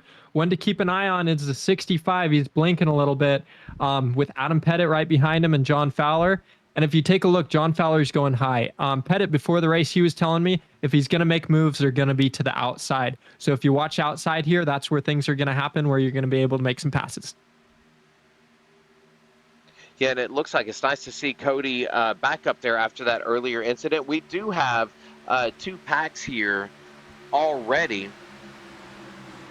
So we're going to try to inch back here to this secondary pack, and that's going to be led by Joseph. And then we've got the 80 car right behind him that's going to help push it. Again, we're a little bit out of sync here, and it looks like we haven't quite figured out a line. And again, we've got that second pack really fighting amongst themselves instead of driving that front pack. Their 3 wide up here is getting a little dicey, but they straightened it all out. John Fowler, he got up there here to his teammate, and then he actually goes around to Forge, but he made a bold move while they were 3 wide, made up a ton of spots. He's got 4 cars on the outside to help him. I will tell you this, John has been making moves all night. He has been the aggressor. He wants this win. Absolutely. He races regularly in the Cup Series, and I mean, I feel like he's had a lot of bad luck, and I think that coming here, he's got a fresh start. He's been doing great. His confidence has to be up. Huge push on the outside. He's going to take it all the way up. The 17 giving him a huge push. He might even clear him for the lead here in a second. Fuel will not be an issue here. I think it's going to be who's in line, who is going to be your pushing buddy. I do believe that John is a great pusher, so we will see if he chooses to select somebody that he's going to push. 17's out of shape. They're getting a little loose around him. One thing I'd watch out about for Fowler is you don't want people too aggressive on you and wreck you and destroy your night just because they know you've been fast and know you can get towards the front. Absolutely, and I think that's what you're seeing with Adam back here at the back of this pack, just kind of waiting to see where he's at. The 65 has had blinking issues all night long. He's still on the tail end of this lead pack in that draft. He's looking to have a great finish tonight. New leader Fowler up front, and he pulls to the bottom behind the 87. Now, I like that move because the 47's in that line. That's what I would be doing. Now, if you're John, do you start moving up and down and controlling these lanes, or are we a little early to start doing that? I think that can get you in trouble, especially at this point. honestly, a lot of people who try that, some people have great success doing it. I mean, you see it in the NASCAR Cup Series, with the professionals as they go up there. Some of them do great. A lot of them make mistakes or don't know how to do it well. And I think that we're in the same boat here. Some people can do a fantastic job, but a lot of people can get themselves tied up and cause issues. Well, I can tell you this, that top line is really rolling. The bottom line looks to have broken up just a little bit, and the 17 car and Josh McKean's going to go back to the front. Here comes Fowler in the middle of the turn. Again, as that top line seems to break up just a little bit. So we've got kind of this accordion effect here in this top group. Absolutely, and it's not a surprise. Look who we have up there. Oh, there's a wreck, and it's Adam Pettit. Adam Pettit gets hit. They got out of shape. I believe that it was the 01. And yep, Adam has there's another big wreck. Caution's out. It was the 17, I believe. 87 and the 17 got together. Their cars are destroyed. Night might be over for them. Let's go back and take a look. Now, this is going to be a huge benefit to, it looks like 17 might get a little loose here. He's going to get loose and hook the 87 car into the wall, and this is going to pick up the 21. Oh, big hit by the 87. That car is destroyed. Absolutely. And you know what? This is why I think that John Fowler made a fantastic move earlier going to the bottom. 17, he could push him to the front hard, but it only takes one small mistake, and there you have it. I really want to go on board with this 21 car, and I want to take a look and see what he's seen as this thing starts to unfold. So he doesn't see anything here behind this 01. Big wreck, and then just tries to miss it and just gets his car loose and unfortunately comes down, collects. Who does he collect here? 24 makes it by. And we're going to see some damage on that car as well. But you're right. John Fowler with a fantastic decision here. Unfortunately, Adam getting hit, that decision did not pay off for him, but it looks like it's going to pay off for John. I was actually just going to say this might be the biggest benefit to Adam because he wasn't involved in that. He took no damage. He spun through the grass. He's going to end up starting at the tail of the lead lap, but we only have 10 cars on the lead lap, right? So he'll have an opportunity, especially with some of these guys pitting and repairing damage. He's going to be up there and have a really good shot for this win still. That is a fantastic point. That is really a great break for Pettit. A really bad break for Brandon and the 17 car, as their two cars are absolutely destroyed. But we're going to come back. I believe we're going to go green with about 3 laps so 2 laps to go, and then we're going to have 7-lap sprint to the end. So this is going to be pretty interesting, as the 12 car is going to come back around and get one of his laps back. He's going to be back on the tail end of the lead lap here. Absolutely. There's not a lot of guys up here, but every one of them is going for the win, and it's nighttime, and nighttime brings energy. Whether it really translates a lot into grip or not, especially at a super speedway, you have more confidence and you're excited to try to get up there. And honestly, it can cause some more mistakes. The other interesting thing, I think, John, when we're looking at this here is that 24 car is going to be starting third, right behind John. So we know John's probably going to pick this low line. He's going to put that 01 car on the high side of him so that him and Cody can count down this start together. And you could see those two just propel to the front here. Absolutely. I think that they have a good shot because they're working together. When the pressure comes on, that's when certain people rise to the top. We'll see how well these guys can withhold the pressure. Even though they'll have 5 to 7 laps to go, your heart can really be pounding, and that's when mistakes can happen. I agree. John, his heart has to be pounding here as he's got a chance to win this thing. And like you said, he's had some bad luck through SSR in the truck, which he had a great run in the truck last week, really fast truck. And then the Cup Series, that Premier Series, he's had a little bit of stubs his toe quite often there, unfortunately for him. But tonight he's got a chance to win this thing. He just has to make sure not to miss a shift. Hey, do not be, now if you're here, do you want to be second, third, or first in line when we're coming around four, going to the checkered flag? I think first in line. Now, over the years, I think that that's changed a little, or maybe it's more my opinion that changes. But a lot of people start dicing around, and you lose that run. You can have so like say the 01, say he gets a good run. A lot of these people are dicey, and he doesn't have that support from the back, and you can still fall off. So it all depends on the run too. If you are second or third in line, or well, really second in line, you have to make the move coming out of turn 4, in my opinion, because otherwise, then if you don't have enough run, then you're not going to be able to hold it by yourself. But if you have a lot of support, then I'd do it on the backstretch. Yeah, I completely agree. And I think if you're John, you're going to say, push me to that 24 car. And you're going to say, hey, when we get this, if we get the white flag and we come out of 4, it's every driver for themselves. However, let's make sure that we keep this thing straight. That way we can finish 1-2. Absolutely. But you know how you had mentioned you're going to have that push me, right? I'm just afraid of them getting tied up together, the 24 and the 94, getting too excited, trying to win it too soon.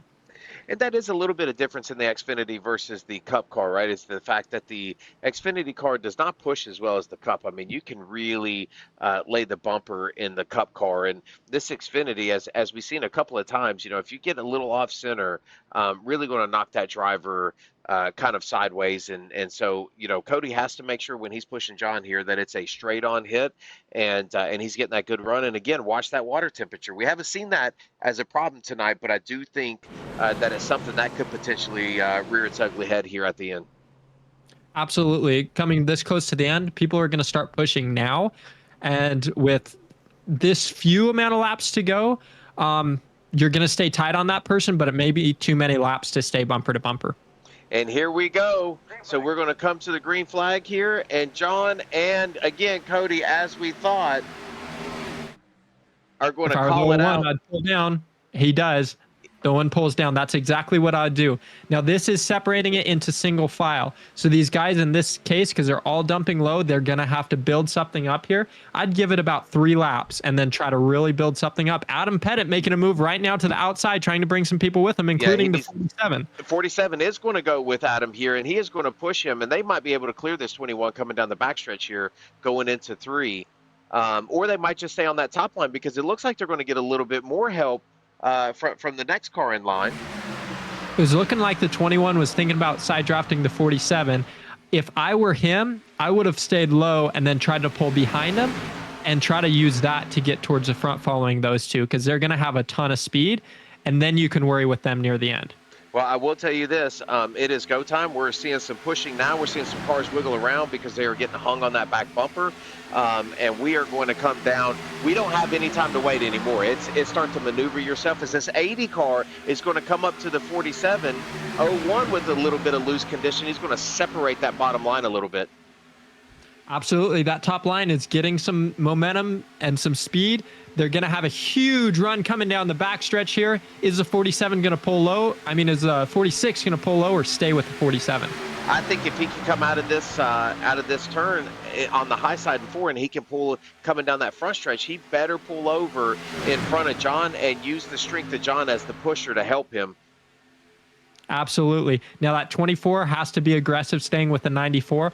I'd say this might even be the race for the win right here. You don't want to let that 46 get in the lead. I agree. You do not want him controlling the lanes. I believe that we've got a little bit of disconnect from the 01 here. I think the 80 is a little bit tighter on that high line, which is where they're getting that run from. But we're going to need that 01 to get tightened up on that bottom line to be able to give John and Cody what they need. Absolutely. And the same with the high line is that 80, as he's getting a run, he needs to get up there and stay close to him. When the 24 doing a fantastic job being on the 94's bumper without pushing him very much. 01 super tight that time. It looks like Cody is going to back off just a little bit in the turn, and it looks like the 01 is going to push him through the turn, which is never a good idea. As they get out of shape, Oh, that was a little worrisome. Now, if you were in that situation, if you were John Fowler, would you pull up in front of Adam Pettit so you can have your teammates inside and out? I would try to control try to control the line. If I'm Adam or John, with 4 laps to go and we're coming to 3, I'm going to try to control this thing if I can. Absolutely. Yes, you want to stay with your teammate, and maybe it'll work out in the end because you have somebody you can push. But if the people behind you decide to bail and go up high, as we see a huge run on the outside, then you can lose control of this race in a hurry. I do believe so. And the struggle I think that they're getting here is we're getting the 21 car started to check back up, the 4 cars back on the bottom line again, as the 21 is going to go to the high side. It's going to make that top line a little bit quicker. So you're going to see Adam, he might have had them cleared, but John's going to come back on the inside. Absolutely. You could see kind of like an accordion that they talk about is that inside all of them got together and then they pushed each other out at the same time that the top lane was trying to separate a little bit. So therefore, it kind of got the 94 back up there. The one to watch, though, is that 01. He needs to, if he wants to push that lane to the front, he needs to stay a little more steady. Oh, this might get tight. He's having some struggles there in the apex of the turn. As we're going to see him go in right here. It might be a visibility issue where he might not be able to see that car in front of him, but he seems to get up about a half a lane on the entry and the apex of that turn. But John is holding strong there at the bottom. Who do you think has the best outside opportunity besides those 2 leading the lines? I think if you're looking, the 21's loose, he's going to come down to the inside. I think he's going to save it. He's going to save it, but that weakens that pack. It does weaken As that we get pack. the 12, we got the 12 coming into play. This is going to be huge. And he is now back on the lead lap. Now, Adam is clear. Does he slide down or is he going to stay up top? If he slides down, he's going to give the 47 the opportunity to win this race. I would stay with the 47. He's got a lot of speed. Now, if they both are clear, if you trust him enough, I would pull low right now. Strengthen that bottom lane, knowing that Fowler and DeForge are there and that they will be pushing each other, giving that whole line strength. Right, and what you're hoping for in the 47 had an opportunity to pull over in front of John and to go side by side with Adam here, but it looks like the 80 car, who's his teammate, is right behind him, so he might have wanted to stay in line for that. That makes sense. Yes, the 80 and the 47 being teammates, you know that they're going to work together, which kind of puts Adam here in a bad spot, right? He's got teammates behind and teammates next to each other, and he's the lone wolf. It's going to get loose. Is he going to come back up the track? Oh, he's going to spin again on the apron, and he's coming back up, and he's going to get into the 93, and we're going to create a caution here. Caution is out. Green, white, checkered. Wow, this was going to be an intense finish, and we'll see what happens here if they can sort themselves out. You know, this might be a really good opportunity for Adam. Actually, no, Fowler was the leader. Fowler was the leader. So Fowler can choose that bottom lane and make sure he stays with Cody. I was going to say if this was Adam in control of the race, he could pick the bottom lane and really try to separate those teammates or have them behind him.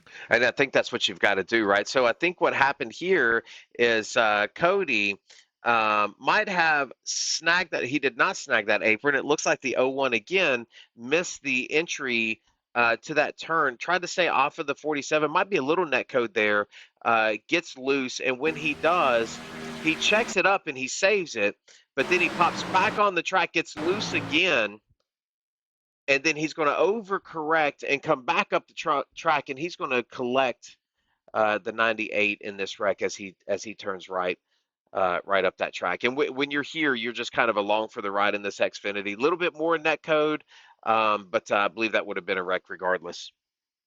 Absolutely, yeah. It would have been great if he would have been able to hold it down there, save a couple cars from a lot of damage, but it'll still be a good race here at the end.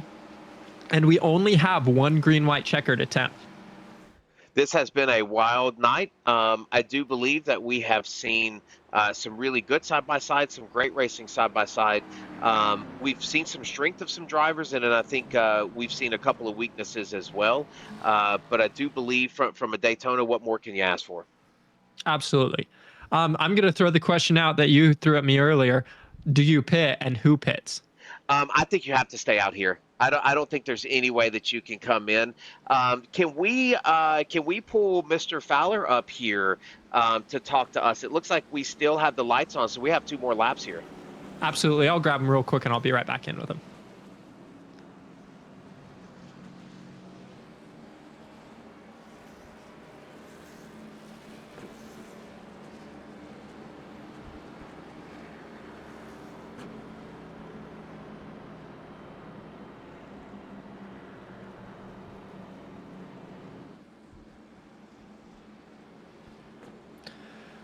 Well, Fowler, welcome up here to the booth. You have been strong all night long. We've been watching you. You've been a great pusher. You've been great leading.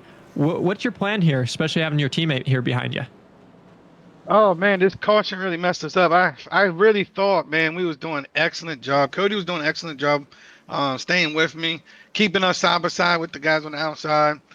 The good thing is we just got done talking. We pretty much it's gonna be all for yourselves, man. I got Adam behind me. I've been working with Adam all night, so hopefully that pays back for me, you know. So, John, you've been great at pushing. We did see a lot of strength for you out front here, holding your line, and Cody. Once you guys got hooked up, have you seen any issues with heat? Any kind of coolant temp issues, or have the cars been in good shape? Yeah, Cody was able to push me for like almost a full lap before he had to back off. Um, he wasn't coming off my bumper when that caution came out. We had it planned. We was like, all right, go or blow, baby. So he was going to push for the rest of the time and on my bumper. So we'll see, guys. Like I said, I got Adam. Cody said that at this point we're teammates, but it's coming to green white checker and we side by side, baby. Let's do it. Yeah, that's right. Well, we're gonna let you get back to it, man. But I want to tell you, fantastic racing. It has been a shootout tonight. It has been a very interesting race to call up here in the booth. So we certainly appreciate it. And let's go see some fireworks here for the last couple of laps. All right, man. 10-4-8. You know what I was telling my team? I was like, it looked like the Cup guys coming down here like in real life. Good Thanks, luck, John. Best Thank luck you. to you. Awesome being able to get John up here in the booth. You know, I'm really interested to see what he's going to do because he's been working great with Adam. Is he going to try to get a jump and work with Cody to let Cody down, or is he going to trust that Adam's going to push him? If you and I are in the chat together and you're my teammate, I'm going to call this out for you, and I want you to go a split second later than me, and I want you to drop down below me. But you have to remember, for us in this series, you cannot cross over and you cannot switch lanes before the start finish line. So that's going to come into play here. But I do think that you want Cody to get down in front of you, and you want him to push you like he has been, and you want to hope by the end of this thing that you two can fight it out coming out of 4. Absolutely. Now, this is also huge for Adam if he can time the restart right. If he can roll up to the 94 right when he goes, he can separate those two. He can really shuffle one to the back, and then he would have more of an even playing field without teammates working together up there. And also remember, that car sitting behind Adam in that number 12 car, that is his teammate. So you've got two groups of teammates, and actually that 47 Team Watson, he does not have a teammate until the 80 car, which is quite a bit back. So you've got two groups of teammates here. So this is going to be interesting coming down to it. I'm glad you pointed it out there. I missed the 12 there. But the 47, he has been there all night, kind of quiet, and hasn't been leading much, but he can play a huge role into it, especially if he pushes the 24, where the 24 and the 94 stay next to each other, where this can be a race between Cody and John. Here we go. So this is green, white, checkered. Only time and attempt that we're going to do this, and they are now in the zone. And we do have a green flag. They go together. We got to keep this green. Is the 24 going to pull low? Yes, he does. He's trying. Oh. There he goes. And Adam is going to separate from that 12, but he's going to try to stay on the back end of the 24 car here, and at the very least get into a third spot. Absolutely. I wouldn't make a move yet if I were Pettit like he's doing, because he doesn't have any support from behind yet. The 47 is going to follow. Oh, he does. What's the 12 going to do? He's got to stay with his teammate, and the 4 car is going to go down below him. Adam with a huge run. The 47 is pulling up to him quickly. He's going to be able to get him. If you take the lead, are you going to clear him to the bottom and pull to the bottom? You're going to clear to the bottom because, to me, the most dangerous cars grouped together right now is that 94 and 24. And if you can stay in front of them, that's what you want. Absolutely. We're going to see here the 47 is going to give him a good push as long as he doesn't get him sideways. If I can, I'm with you, John. I would clear him to the bottom and try to control this race. This is going to be a dogfight to the end. This is going to be a dogfight to the end. What are we going to do here? The 12 has to get up there and help his teammate by pushing the 47. He's got to stay close to him. He's not close enough. We got the 4 cars trying to sneak out below the yellow line here. 47 is pushing Pettit. Yeah, that bottom lane broke up a little bit, but then they're getting back together, and that all started with the 4, like you said, coming around turn 3 and 4 for the final time.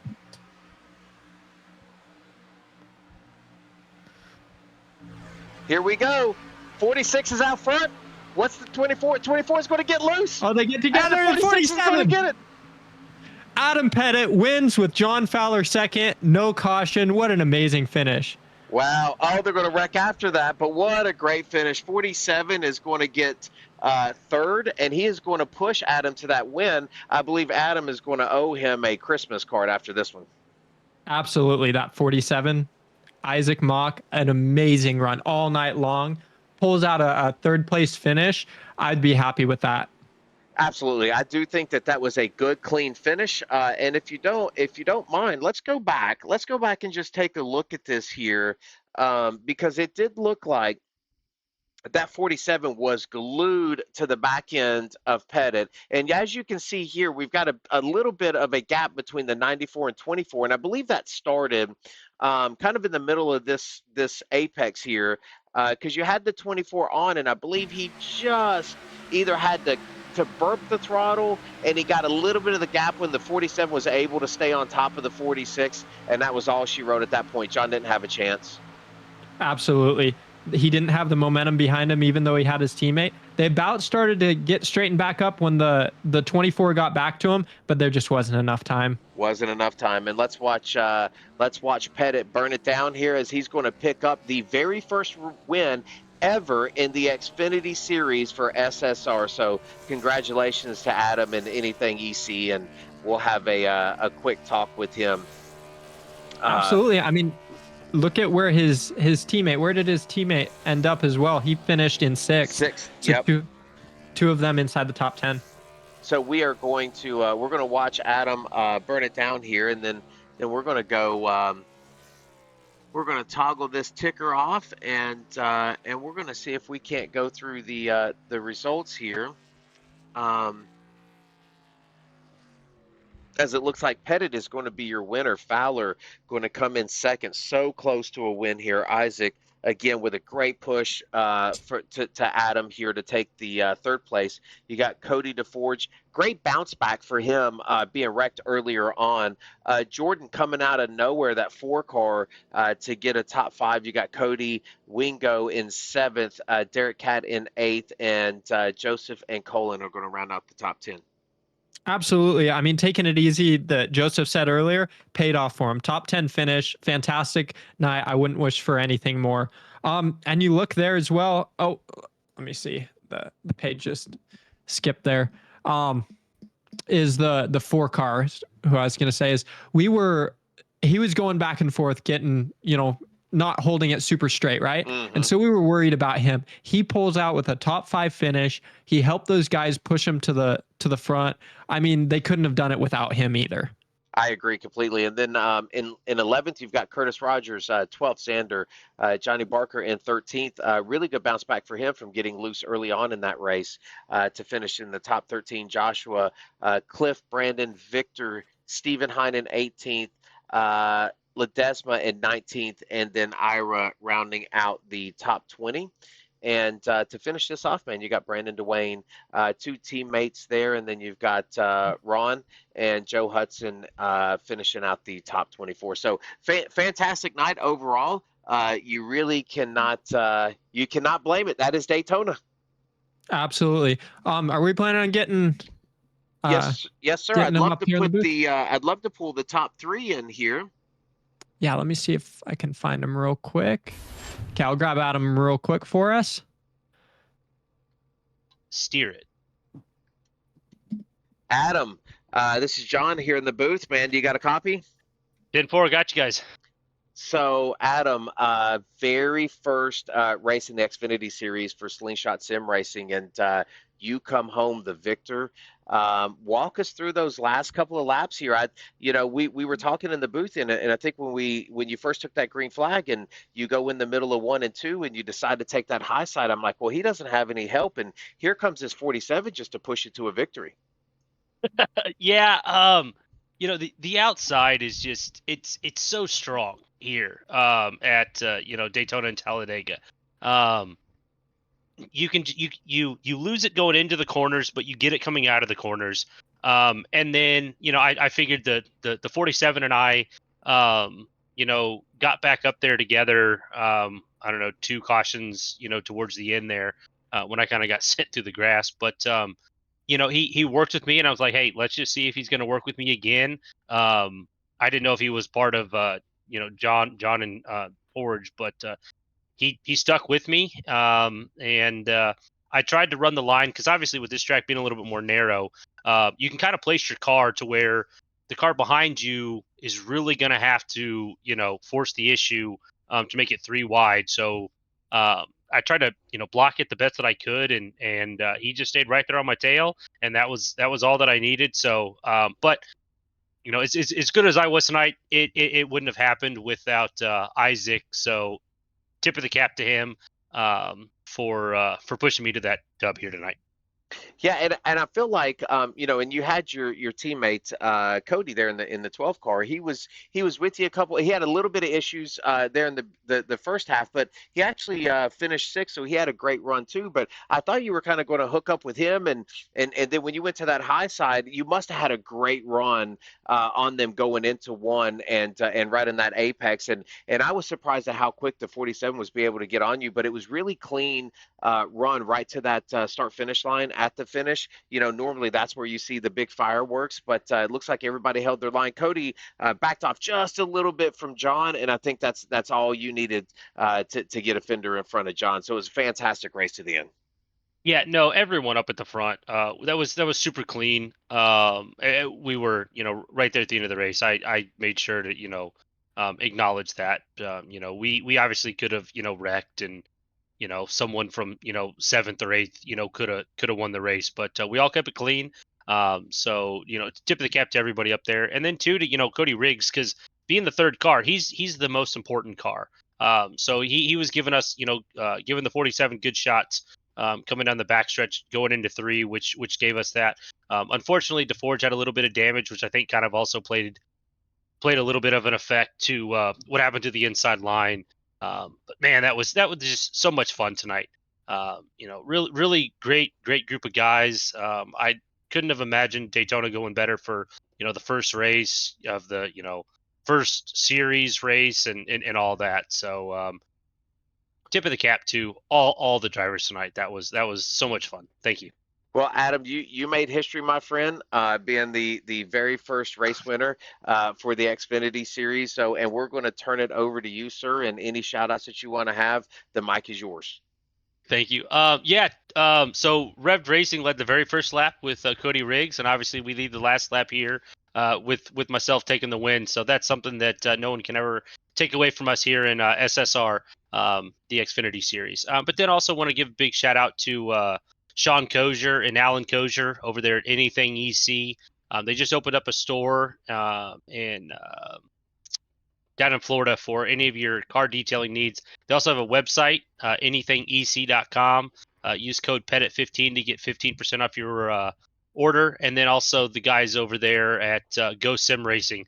These pedals brought it home for me tonight. I was able to manipulate the throttle and the clutch and the brake every way that I needed to, and couldn't have happened without these awesome set of pedals that I got here. So if anyone wants these pedals, reach out to me in Discord. I have an affiliate link. I'll help you get them all set up and dialed in and tuned in the way that you're going to want them and need them to get wins just like me.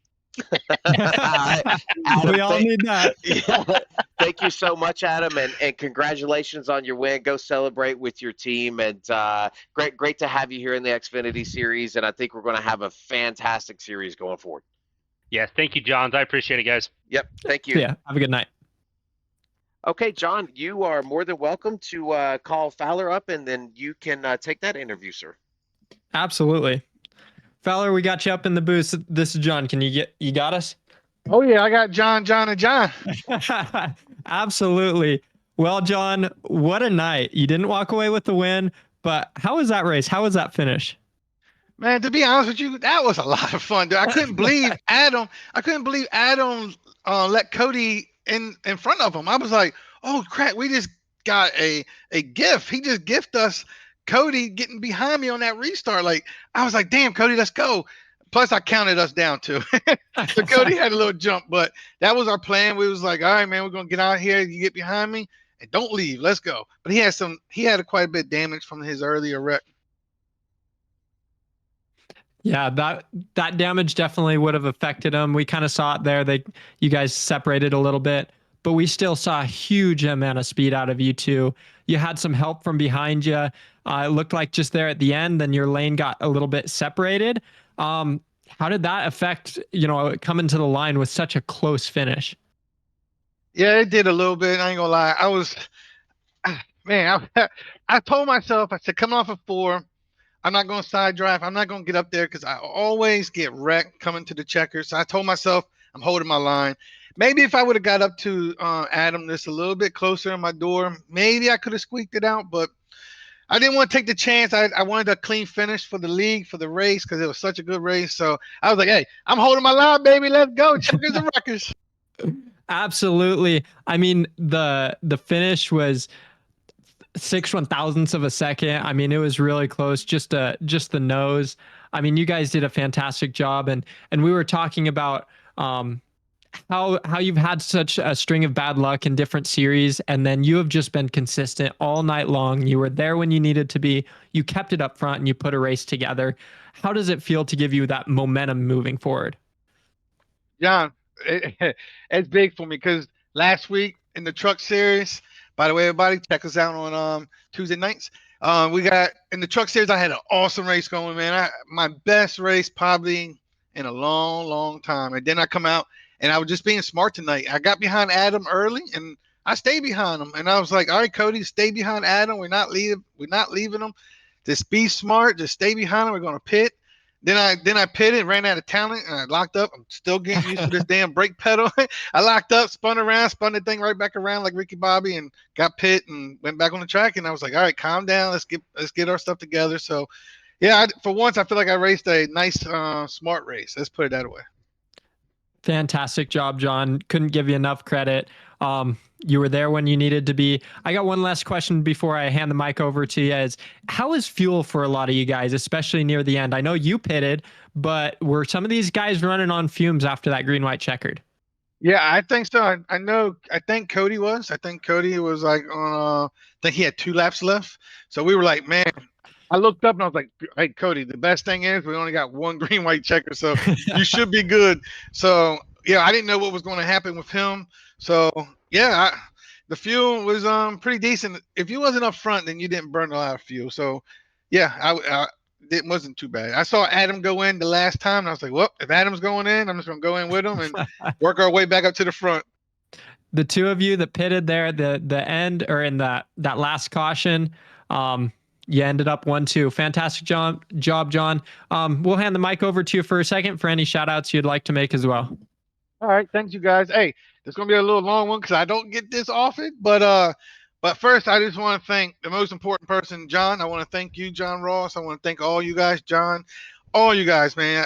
A little bit of history. I started this and I couldn't keep it going, and John took it. And John Ross, you've been doing excellent, man. My man, you're doing an excellent job, buddy. I appreciate it. Keep it going. So I'm thankful for you guys. Just want to thank, my wife, man. She lets me buy all this stuff. I just bought these pedals, so she lets me buy all this stuff. So I gotta thank her. My teammates, we had a big change with our team over the week. We went from Dirty Monkey Motorsports to Complete Motorsports. I just felt like we needed a change, and man, I think I might have did something good. We finished 2-4, so hey, I think we might have did some Scary Strokes. I want to thank Scary Strokes. They own every car I paint. JB Designs, they make T-shirts. Race City Race Memorabilia. I want to thank that. That's Cody's business. He sells diecast. He helps me out a lot.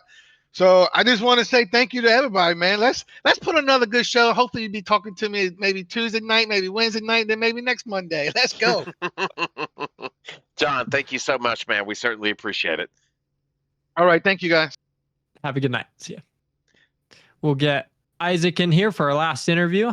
Yeah, let's do that. That's the fire that we love to see, right? Absolutely. I mean, John's excited. He needed this for his confidence as well. I mean, he's always up there, but it's just finishing it off wrong place, wrong time at times. And this is what he needed. I'll Absolutely. bring Isaac in here. You can ask him and see. Okay. There you go. Isaac, this is John. And John in the booth, do you have us? Absolutely. What's up, guys?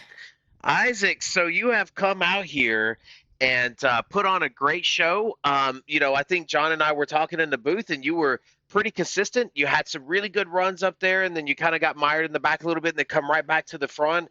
And I will tell you, I think we even said it at the end of the broadcast that I believe Pettit owes you a Christmas card for what you were able to do for him coming off of 4 there and pushing him to the win. But other than that, kind of walk us through the night. Tell me what you thought about your first ever race with SSR family, and man, way to go coming home third. Yeah, absolutely. Thanks for having me and our whole team here. I think all the guys had an absolute blast tonight.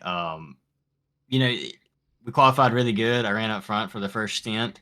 Every time I felt like it was getting a little too crazy, I would get to where I could manage my gap to not losing the pack, but not being shoved into a spot where I couldn't get out of it. Was a little bummed with the wreck on the backstretch that took out our pitting strategy. We thought we had a good gap to where we could set up where we had our 4 guys remaining, lead the pack, or at least maybe even get a gap back to the other guys and take them a while to catch us. But other than that, man, it was a lot of fun. A lot of green flag racing that produced an exciting ending that we wanted. Adam and me worked really good at the end. I just met him tonight, and so you find a guy that can hold a wheel up top really straight. You just got to sit there and push him to restart. I was going to fall back on the bottom and get a run myself as soon as he went back up there. I was like, well, that's just my buddy right now. I just got to go with him and shove him. Your friends are where you find him. So I'm glad I was able to get him a win out there tonight. I was going to ask you because I thought that, and we talked to Adam a little bit about it too, that I thought that, obviously Cody and Fowler are teammates. So we knew that they were going to count it down. They were going to run into one together, and Cody was able to drop down behind Fowler. And then we saw Adam make that move, and he was probably 3 to 4 car lengths off of you. And you decided to go with Adam. Was that because you guys really had that momentum, or was it because, hey, I've been working with Adam this whole time. I know this guy can. I'm going to try to push this guy forward and see where we can go. Yeah, it was just the fact that I knew that he'd be stable up there. The gap, even if we didn't have momentum, that top line's going to produce it itself. So I knew just getting hooked up with somebody up there, I knew I could trust it. I've already seen I could push. I was pushing him on the edge of the corners, and he didn't get loose or anything on me. So that was the big thing, knowing that we can make up that gap, and these guys stay at the bottom and then try to block us. I knew that at least I could get him to win. And the back stretch, I almost had myself clear. So Adam might not owe me a Christmas card yet, because I would have made the move to drop him and go win this thing myself. We were about a couple inches from that happening. I just couldn't quite do it. So at least I was able to keep him up there and getting the win and get myself third on my debut night.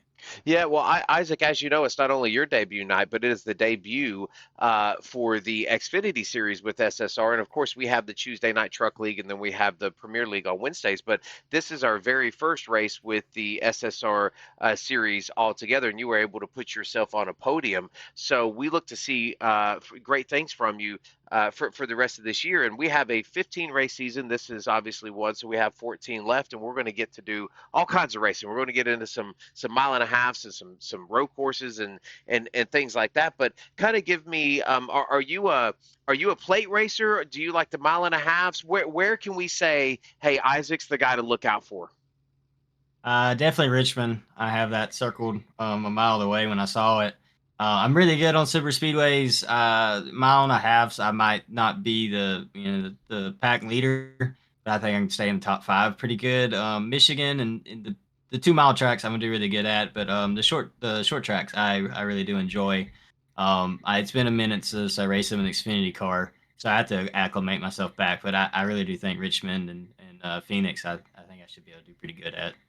Well, man, we look forward to it, and I know John and I both really had a blast watching you tonight and watching you race, and we're excited to have you be part of this SSR family. And thank you very much for coming on board with us. And what we're going to do is just give you a little bit of time. The mic is yours, my friend. Just give your shout outs. Again, thank you guys for the awesome show tonight. My wonderful family, my wife that lets me do this. James Watson with TWRS Team Watson Racing Setups. Love that guy. All my teammates at Wayne Carlson Racing. Dwayne for this amazing paint schemes that we get to rock. And just hope to keep here and keep doing it and keep shouting them out. So thank y'all. Yeah, absolutely, Isaac. Well, you have a great night, sir, and we certainly appreciate it. Congratulations on your top 3. Sir, thank you. It was awesome to hear from those guys, a bunch of different stories. One thing that I heard a couple times from both Adam and Isaac is kind of the width of the track. If this was at Talladega where he had another lane, we might be talking to a different winner here. I think you're right, John, and I got to tell you, all things considered, we had 24 strong start this race, and we've got some guys that I think we're going to shake out and see a lot of speed from on these other tracks. It's kind of hard to tell sometimes with these plate races exactly who you have to look out for, but I can tell you those guys up front, I believe we're going to see them again. And overall, I think it was a truly exciting night for SSR for the Xfinity Series and at Daytona. Absolutely. People talk about how the super speedways are an opportunity for somebody else to win, which is true, but I feel like the guys that are good are always good. I agree with you completely, and I think that as we close this out at Daytona, you always have to start a series at Daytona. I feel like it's just a given when you start that, but we do have a lot of exciting things to come. This is going to be a long season. It's 15 weeks straight with a straight point season, so I do think that they gave us the opportunity to see some guys get in the pits, fix their cars, come back out, grab every point that they can. But I do think you're going to see some comers and goers throughout this series, and I'm truly excited to call it. Absolutely. I'm excited for you. I'm so happy to be able to call this race with you. I'll be watching the next few races for sure. Yeah, it's been awesome. Great evening here at Daytona. I think that we saw a phenomenal race. Great beginning race to the series, like you had mentioned, and it wasn't full of cautions, which is huge, especially in iRacing. We all love and enjoy it, but we can kind of let our tempers or our excitement get to us and race a little aggressive. I agree completely. So we're gonna sign off from Daytona, and I got to say, look for great things to come. John, really appreciate you being in the booth with me tonight. Makes this whole thing a lot more enjoyable, and I certainly appreciate it. And if you're looking for a league to go to, give us a shout, man. We'd love to have you. So, John, I'll give you the final word, sir. Absolutely. Thank you, everybody, for joining. Tune back in for sure. This is going to be uploaded on YouTube as well. Have a wonderful night and keep on racing.